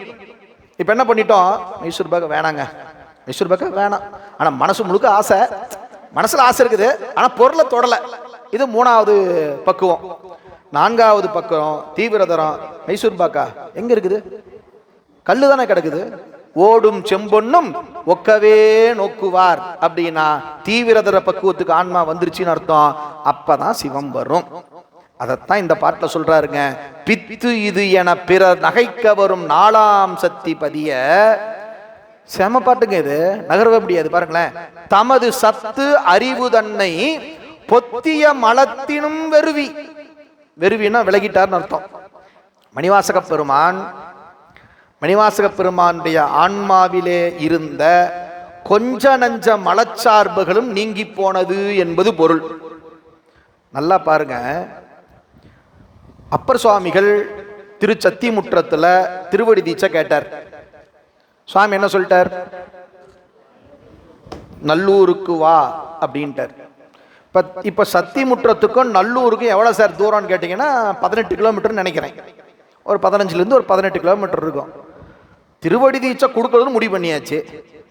சத்திமுற்றத்தில் கொடுத்தா என்ன, நல்லூர்ல கொடுத்தா என்ன, ஒரு 5 கிலோமீட்டர் டிஃபரெண்ட் தானே. ஏன் இந்த ஆள் இப்படி பண்ணணும்? யாரு? நம்ம சிவபெருமான். அப்பர் சுவாமி 18 கிலோமீட்டருக்கு நமக்கு சாதாரணமா இருக்கலாம். வயசானவர் அப்பர் பெருமான். இங்கிருந்து அங்க போறதுக்குள்ள மரணம் வந்தாலும் வரும். யாருக்கு தெரியும் எவ்வளவு வேதனைப்பட்டிருப்பார் அப்பர் சுவாமி. யோ, நான் உன்ன காசா கேட்டேன், பணமா கேட்டேன். சுந்தரம் வந்து கழுவி ஊத்தி உன்கிட்ட காசு வாங்கிட்டு போறான்.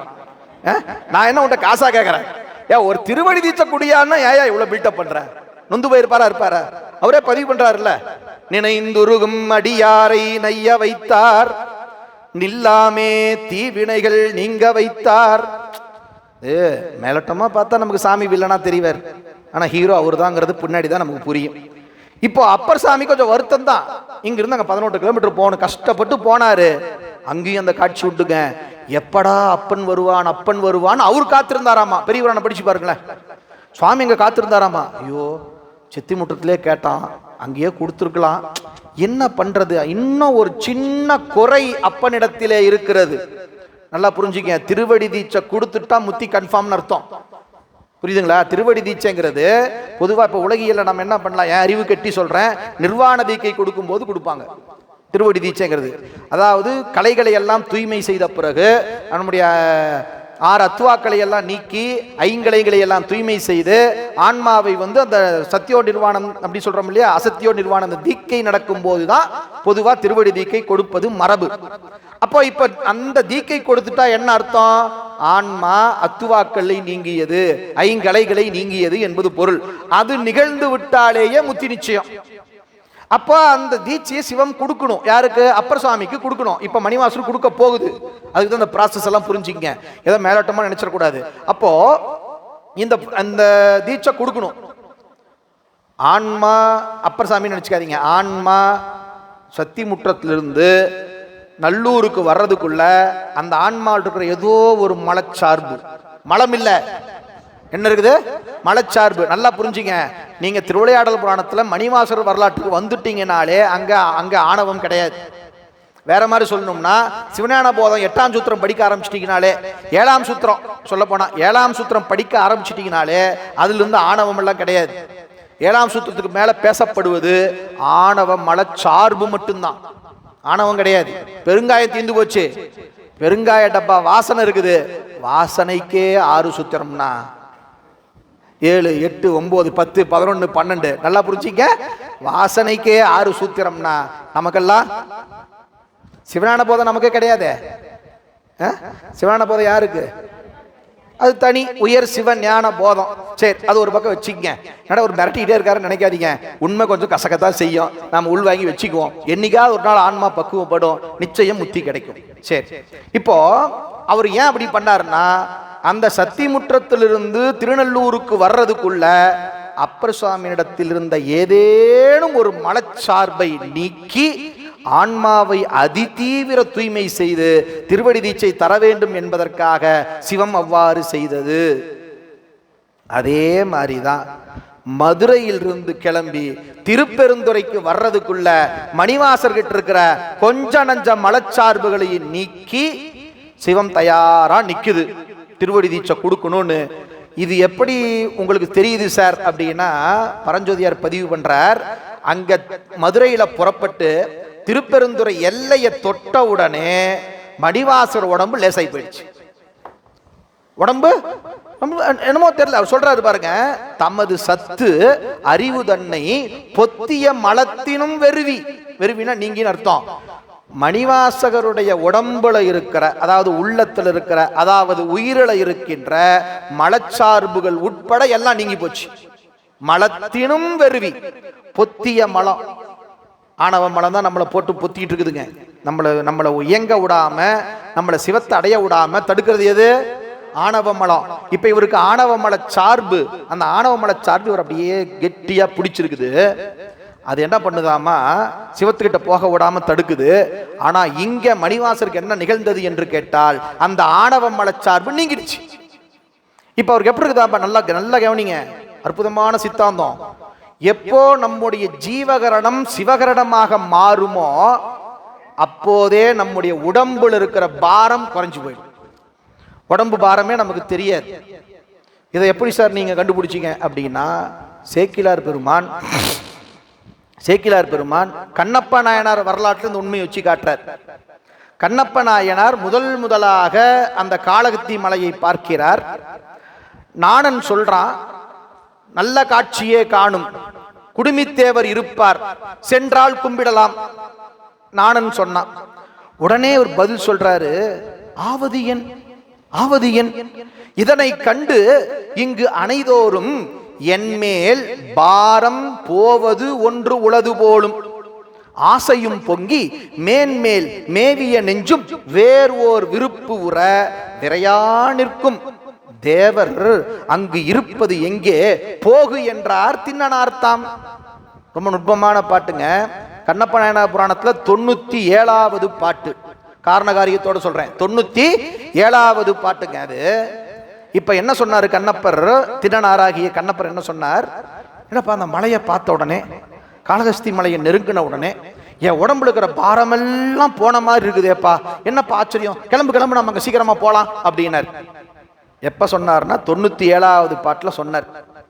பெரிய புராணம் வரிசையா படிச்சவங்களுக்கு ஒரு உண்மை தெரியும். இந்த பாட்டு 97வது பாட்டுனா என்ன அர்த்தம்னா, ஒரு ஆன்மா ஜீவகரணமானது சிவகரணமாக மாறுகிறது என்றால் என்ன பொருள் என்று சொன்னால், 96 தத்துவங்களும் எப்போது ஆன்மாவை விட்டு நீங்குகிறதோ அப்போது ஜீவகரணம் சிவகரணமாக மாறும் என்பது இலக்கணம். 96 தத்துவம் நம்மளை விட்டு நீங்கணும். நீங்கிறதுனா உன்ன செத்து போறதுன்னு அர்த்தம் இல்ல. 96 தத்துவங்களை அறிவால் நீங்குவது. தத்துவங்கள் தாமல்ல, தத்துவங்கள் நான் அல்ல. எப்படிங்க இதை நம்ம உணரணும். நல்லா புரியுங்க. இப்போ சைவ சித்தாந்த வகுப்புக்கு சிவஞான போதத்துக்கு வந்தவங்களுக்கெல்லாம் அதெல்லாம் தெரியும். உண்மை விளக்கம் படிக்கும் போது என்ன தெரிஞ்சிருது? 36 தத்துவங்களும் 60 தாத்வீகங்களும் படிச்சு 96 தத்துவம் இருக்குது. 96 தத்துவம் வேற, உயிராகிய நான் வேற என்பது சித்தாந்த வகுப்புக்கு வந்த எல்லாருக்கும் தெரியும். இது அறிவால் அறிவது. இதுக்கு என்ன பேருங்க? அறிவால் அறிவது. இது அபரஞானம். 96 தத்துவங்களையும் உணர்வால் நீங்கணும். உணர்வால நீங்கணும். நீங்கணும்னா கொஞ்ச நேரம் முன்னாடி சொன்னேன்ல, பேய் போல் திரிந்து பிணம் போல் கிடந்துட்டு, நம்ம கருவிகரணங்கள் நம்ம கட்டுப்பாட்டில் இருக்காது. அது ஜீவகரணம் சிவகரணமா மாறி இருக்கும். அப்போ எவ்வளவு அற்புதமா இந்த உண்மையை 96 தத்துவங்கள் நீங்கினால் உடம்பு லேசாகிவிடும் என்ற உண்மையை கண்ணப்பர் என்ற ஆன்மாவின் மீது ஏற்றி தெய்வ சேக்கிழார் பெருமான் அதி அற்புதமாக சைவ சித்தாந்தத்தை பதிவு செய்திருக்கிறார் என்பதை மறந்துவிடக்கூடாது. அதைத்தான் இங்க நம்முடைய பரஞ்சோதி முனிவர் காட்டுகின்றார். மணிவாசக பெருமான் நல்லா கவனிங்க, அவருக்கு என்னாச்சு? காலத்தி மலையை பார்த்த உடனே உடம்பு லேசாச்சு. மணிவாசக பெருமானுக்கு திருப்பெருந்துறையை தொட்ட உடனே உடம்பு லேசாச்சு. என்ன அர்த்தம்? இவருக்கும் 96 தத்துவங்கள் உணர்வால் நீங்கியது. ஆன்மா தயாரா இருக்குது. ஆன்மா தயாரா இருக்குது. இப்ப சத்தியமா, சட்டப்படி, நியாயப்படி, தர்மப்படி சிவம் என்ன பண்ணணும்னா இப்படின்னு சொல்லி மணிவாசகரை கூப்பிட்டுட்டு போயிடணும். மணிவாசகரை கூப்பிட்டுட்டு போயிட்டோம். பாலா போன நம்மளால இறைவன் பார்த்தா இத்தனை ஆன்மா உருப்படவே மாட்டேங்குது. இந்த ஆன்மாவை சரி பண்ணணும்னா இவ்வளோ பெரிய தியாகியை விட்டுட்டு போகணும்னு சொல்லி மணிவாசக பெருமானாகிய தியாகிய நம்ம சிவன் என்ன பண்ணிச்சு? நில் அப்படின்னு போயிடுச்சு. எத்தனை ஜென்மம் எடுத்துங்க நாம மணிவாசகருக்கு நம்முடைய நன்றியை செலுத்துறது? யோசிங்க. எவ்வளோ பெரிய கருணையாளர். நம்ம அப்படியே நினைச்சாலே வேதனையா இருக்குது. நம்மளையெல்லாம் காப்பாற்றணுங்கிறதுக்காக மனுஷன் இவ்வளோ பக்குவம் வந்து நல்லா புரிஞ்சுக்கங்க. சிவபெருமான் நேருக்கு நேர் முன்னாடி உட்காந்துட்டு இருக்கிறார். 999 பேரை கூட்டிட்டு போயிட்டவரு என்ன மட்டும் விட்டுட்டு போயிட்டாருன்னா எவ்வளவு வேதனை இருக்கும், எவ்வளவு வேதனை இருக்கும். அந்த வேதனை தாங்க நமக்கு திருவாசகம். சிவபெருமானுக்கு ஒரு சுயநலம், அதை தானே பெரியவங்க பதிவு பண்ணி வச்சாங்க. ஊழி காலத்தில் யாரும் இருக்க மாட்டாங்க, போர் அடிக்கும், அப்போ தனக்கு ஒரு நூல் வேணும், படிக்கிறதுக்கு ஒரு நூல் வேணும்னு சொல்லிட்டு இவர் எழுதி வச்சுக்கிட்டாராமா. அது மணிவாசகம் இருந்தா தான் சாத்தியம். ஞானத்தில் ஞானம் என்ற 32வது படிநிலையிலே நிற்கின்ற அந்த ஞானி தருவதுதான் உபதேசம். அந்த உபதேசம் எனக்கு திருவாசகமாக வேண்டும். எனவே அதை நான் பதிவு செய்து வைத்துக் கொள்ள வேண்டும். அந்த திருவாசகத்தையும் நான் என் கைப்பட எழுதி வைத்துக் கொள்ள வேண்டும் என்ற அந்த சுயநலம் பிடிச்ச சிவபெருமானால் இல்ல, நம்மள மாதிரி இன்னும் பக்குவ பெறாத ஆன்மாவுக்காக எல்லாம் வல்ல சிவமும் எல்லாம் வல்ல மணிவாசக பெருமானும் செய்த அந்த தியாகம்தான் திருவாசகம். கொண்டாடுவோம், சிந்திப்போம், மகிழ்வோம். அத்தகைய திருவாசகத்தை தந்த மணிவாசக பெருமான் திருப்பெருந்துறையை அடைந்தார். நாம் உணவகத்தை அடைவோம் என்று சொல்லி இந்த அளவிலே காலை அமர்வை நிறைவு செய்து அமைகிறோம். நன்றி. திருச்சிற்றம்பலம்.